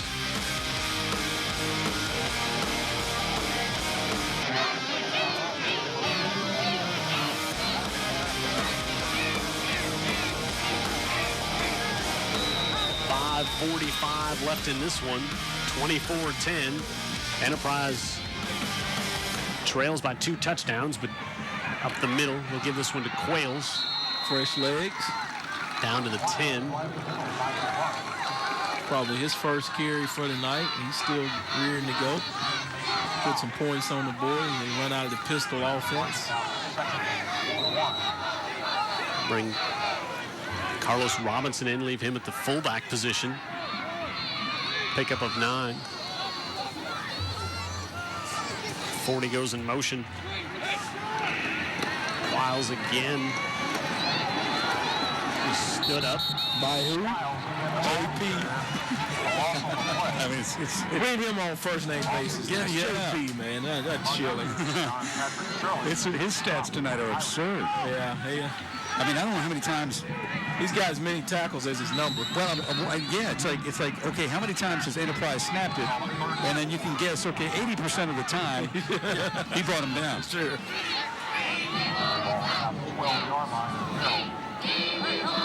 Now third at about 4.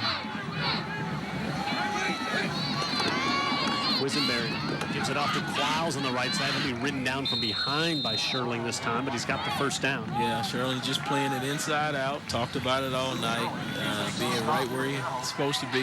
He doesn't have to have a lot of speed if you do the right angles. Actually, they marked him down just a yard shy. I thought he had pushed forward. Now they're marking him actually about... Coach Brennan, any question whether you go for it or not? No, you got to go for it, but it's what do you do? Yeah, I think they got to measure this. Well, you ask for it just to see what you got and give players a minute to rest. Pat Greenwood. Well, the head referee just actually signaled a first down. Yeah, so, I think you were right to start with, although there's a, I'm standing right on the line, and it looks like it's a first down from here. It looks like they may measure just for the heck of it. Why not? But, no, I think it is a first down. Yeah, I thought he clearly had it. Yeah, these aren't replacements here, is it, guys? No. Now they have it. First and goal from the 9. Seasoned veteran in Harville. He's in control of this football game.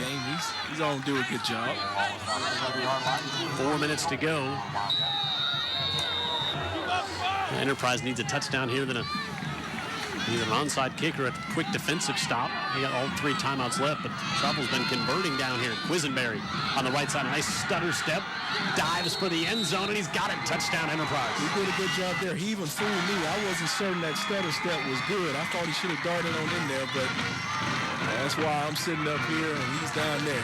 9-yard run for the big guy that can move pretty well. Yeah, he studied it right there. That little stop, I thought was going to get him trapped. They didn't attack him. He froze their feet, and then he took the rest. He did a nice job because Andrews was squared up on him, and he made enough of a wiggle there where it wasn't a clean blow between the numbers.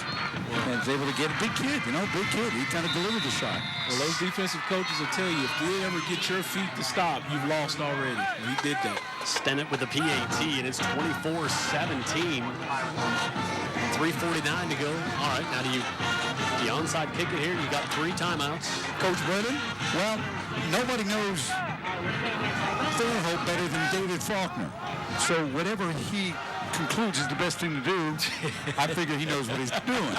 You're going to yield to him this time. Exactly. I defer to Coach Faulkner. He's won a lot of games and knows exactly who he's kicking this ball to. Sure. He knows those players. He coached them for some years, so he knows what he's going against. But again, no quit in Enterprise. No.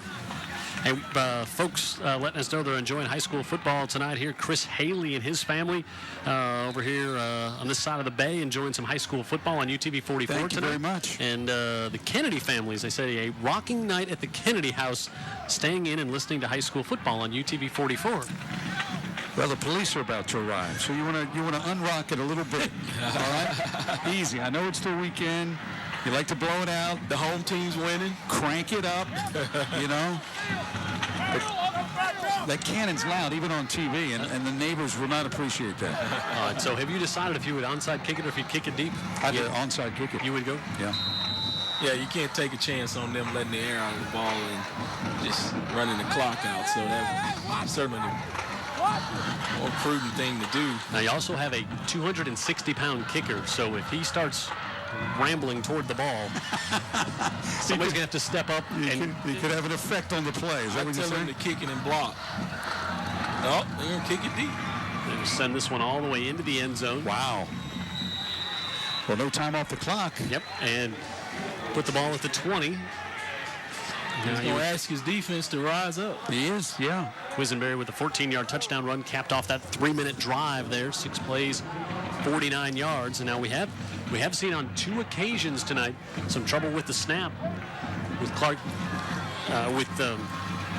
Gabe Phillips, the quarterback. He's had snaps that were good snaps he just wasn't ready for.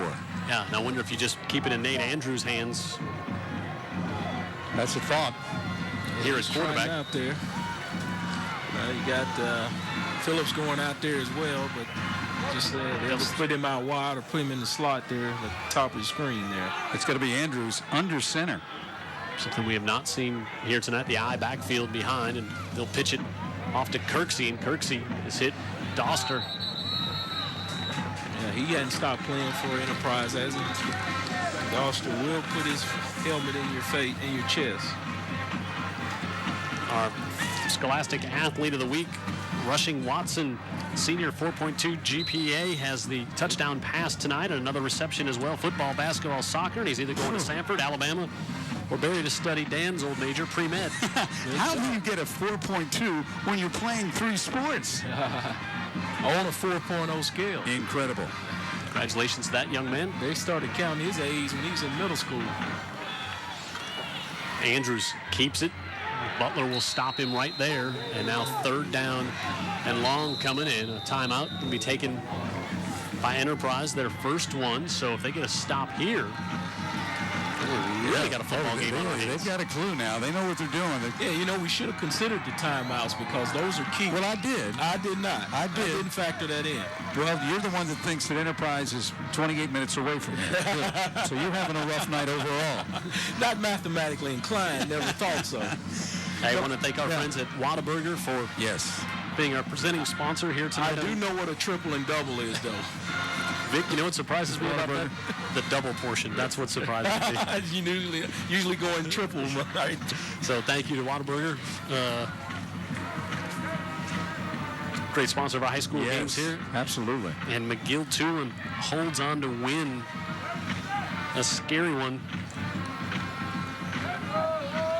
16-14 the final score. Bryan has lost 2 games to 2 very good teams by 2 points.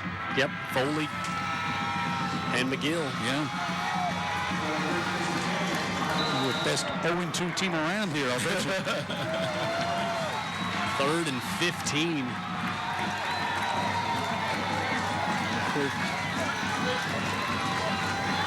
Rolling out on the far side.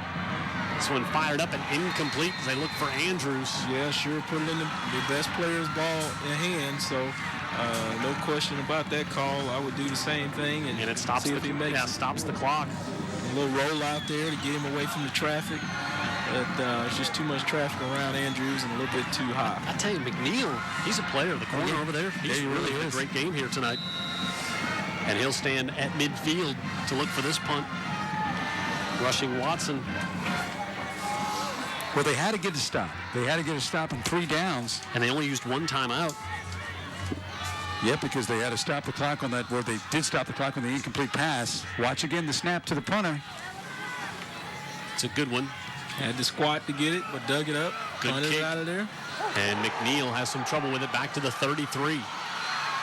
Breaks 1 tackle. Now goes right up the middle of the field.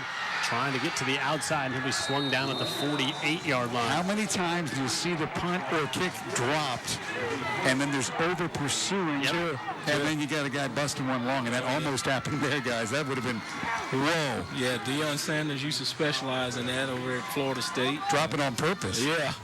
Or he'll freeze the whole coverage team just by standing still and then taking off with those skinny ankles. All right. All right, here we go. Stands by his skinny ankle statement. 48.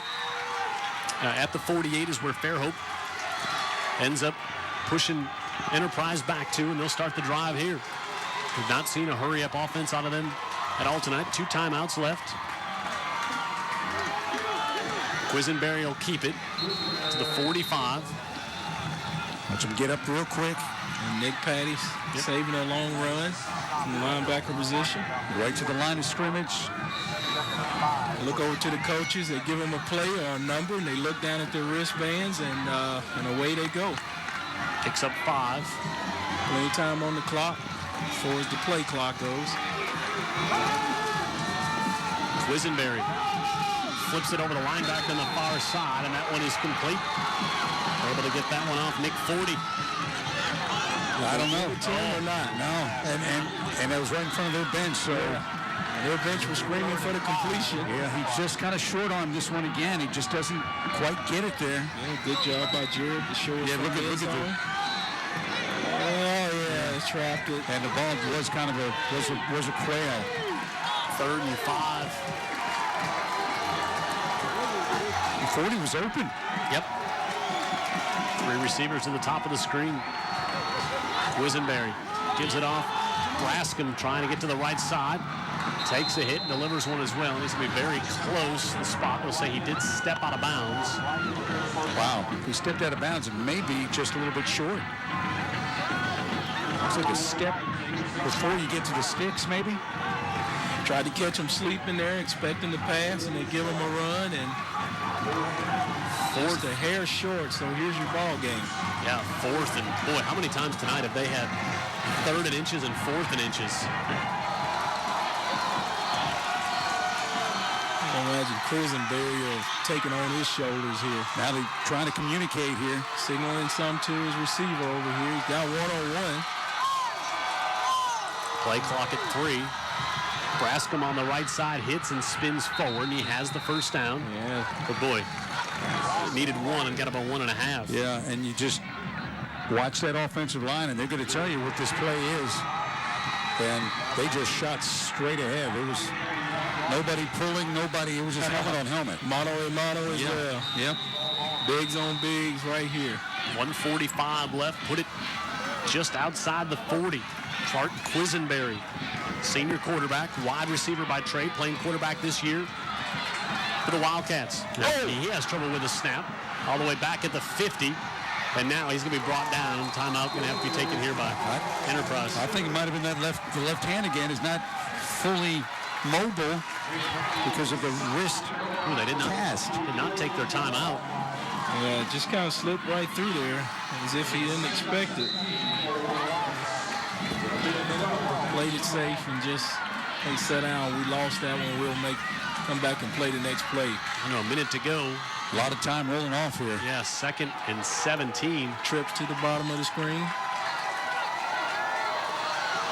Quisenberry steps up in the pocket, and he's going to take off. He's got a lot of room up the near side. He's looking for the sidelines, and there's going to be a flag thrown on the block on Andrews. I thought it was pretty clean. I did too, but Quisenberry would have had the first down. But it wasn't to the referee's liking, Dan. There's a block in the back right in front of the Fairhope bench. You saw him getting lined up the whole time. Man, that's a tough call right there. Yeah. Well short of the first down. You take a look at it again. Was it 40? Was it number 3 coming back? Blocking the back against the offense. Penalties 10 yards from the spot of the foul. We'll repeat, 2nd down. Might have been Nate Andrews they were trying to block. Yeah, it was. Yeah, it was. Shows his impact again. Sure. Right here, Andrews. Yeah, that one's got his helmet in almost on his face mask. I would have let that one go. Seeing it at full speed, though, it was tough. So 2nd and 13 now with 47 seconds left. Screen play. Brascom can't hold on to it right through his hands. Yeah, he heard footsteps that time, and but you know what? I mean, that being incomplete might have been a better because that play wasn't going to do anything. They had it surrounded. They really did. This defense. Carl Hughes was on the hunt there. The 37, right in his face. And you don't catch this defense on their heels at all. No, they're in the right place. We talked about it the whole game. Remember, Manny Jones went out earlier, and he's their speed guy down the sideline, and he has not returned.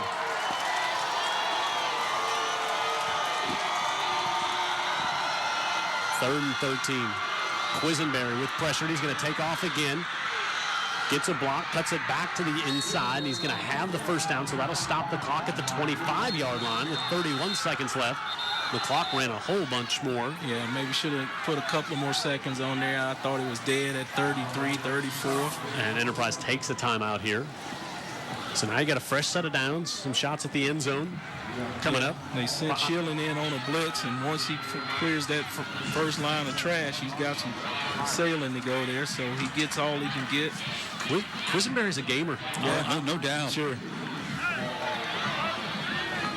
That's why they probably put him at quarterback. They found out that they couldn't find anybody to get it to him, so hey, why not let him touch it every play?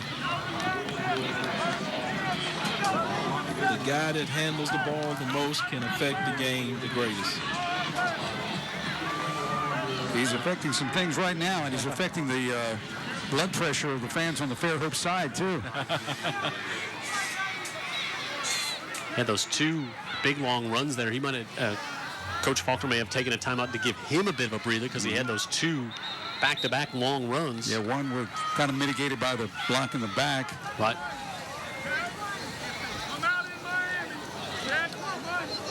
So at the 26, 1st and 10, 31 seconds left. Enterprise with 1 timeout remaining.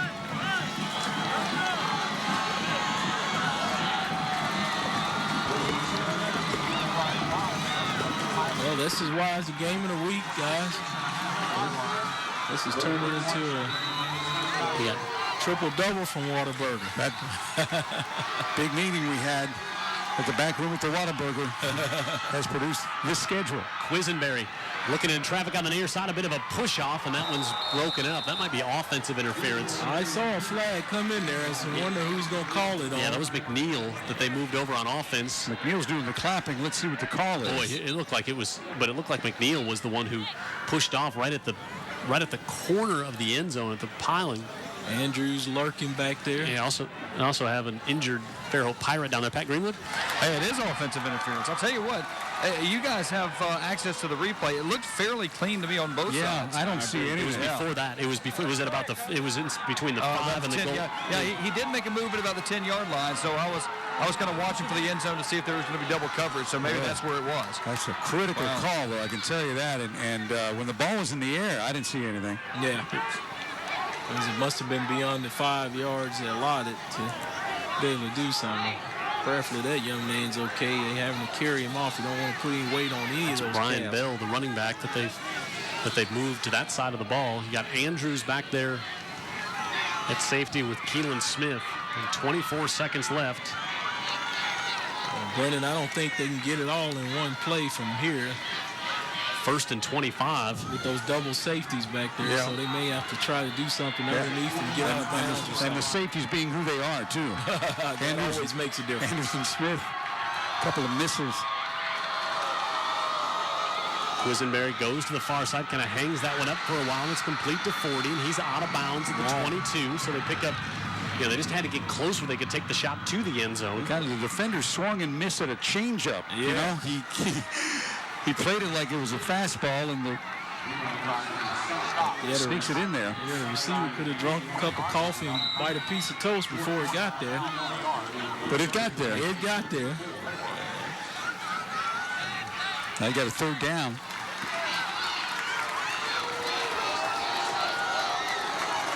You get the 1st down and get it quick, it stops the clock.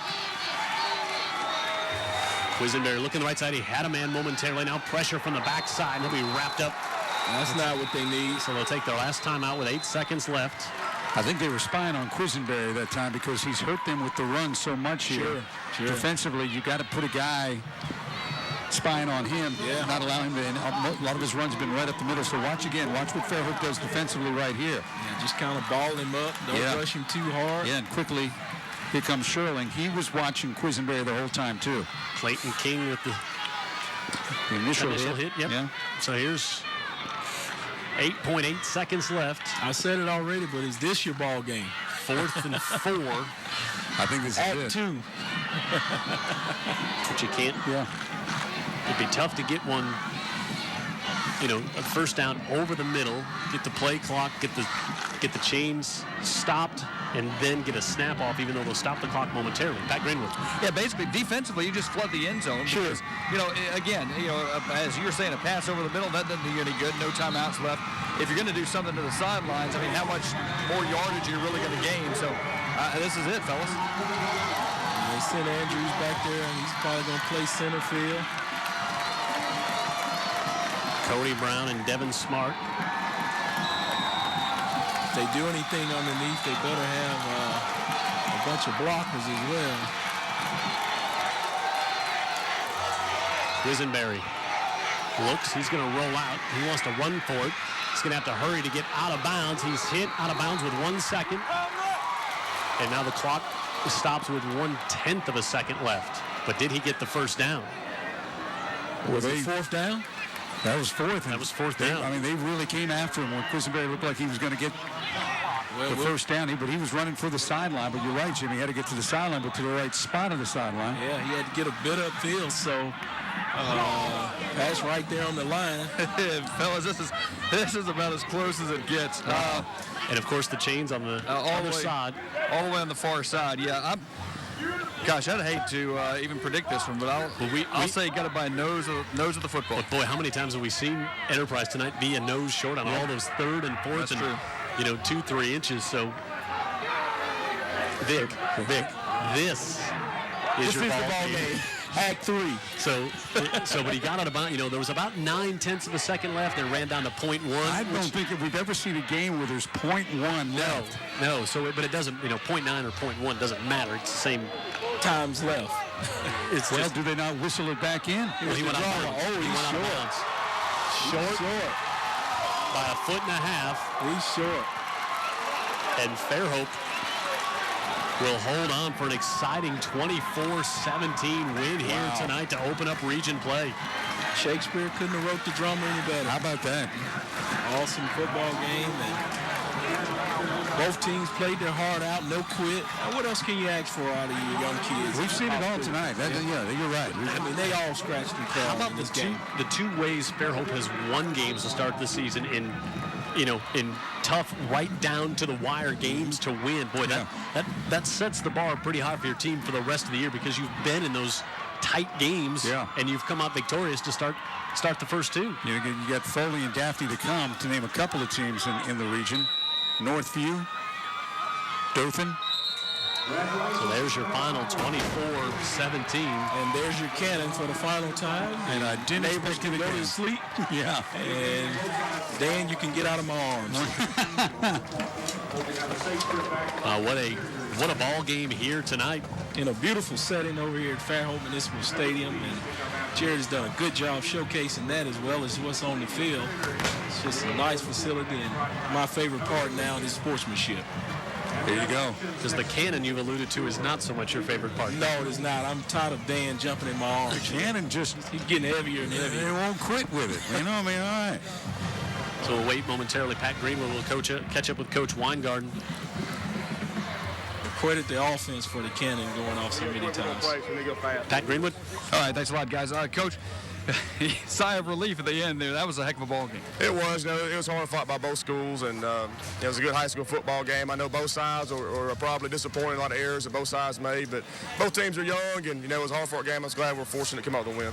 Talk about the character of this football team, though. They had a couple of chances to give in, and they just fought their hearts out, didn't they? I'll tell you one thing. There's no question how hard our kids are going to play, what kind of kids they are, and the character they have, and we're blessed every day to come to the field house and work with them, and I couldn't be proud of their effort. And lastly, I did notice you're not used to the cannon yet, are you? Man, if I got my headphones on, I'm all right. But if I don't have them on, it about knocks me to the ground. So I'm getting used to it. All right, 2-0. How's that sound? That sounds fine. All right, thanks a lot, Coach. Congratulations. Yeah, hey, with the last part of the game, guys, that cannon went off. Man, he jumped. Yeah, he doesn't mind it, though, because it doesn't go off for bad things. If he grew up in a rough neighborhood, if cannons were going off all the time, I can tell you that. Well, and Dan jumped in my lap a couple of times, so, hey. Well, we're okay now, though. Yeah, how about the game, though, just overall? I mean, I think if you're Enterprise, that's a long bus ride back because you think, say, boy, we could have. Just those costly. It's not turnovers are always part of the game, but where you turn the ball over, they fumble one through the end zone, turn it over, get stopped around the 10 once before. I mean, that's tough. Yeah, no doubt about it. But there were so many hard hits today. There were so many licks delivered by both teams.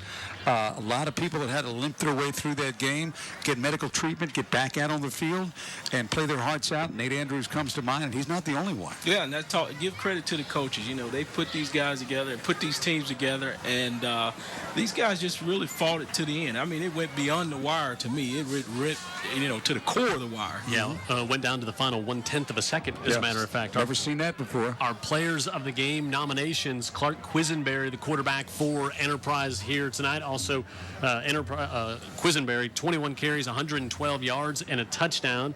And on the Fairhope side, we got J.P. Sherling, who had just a heck of a game. Unofficially, 94 tackles tonight.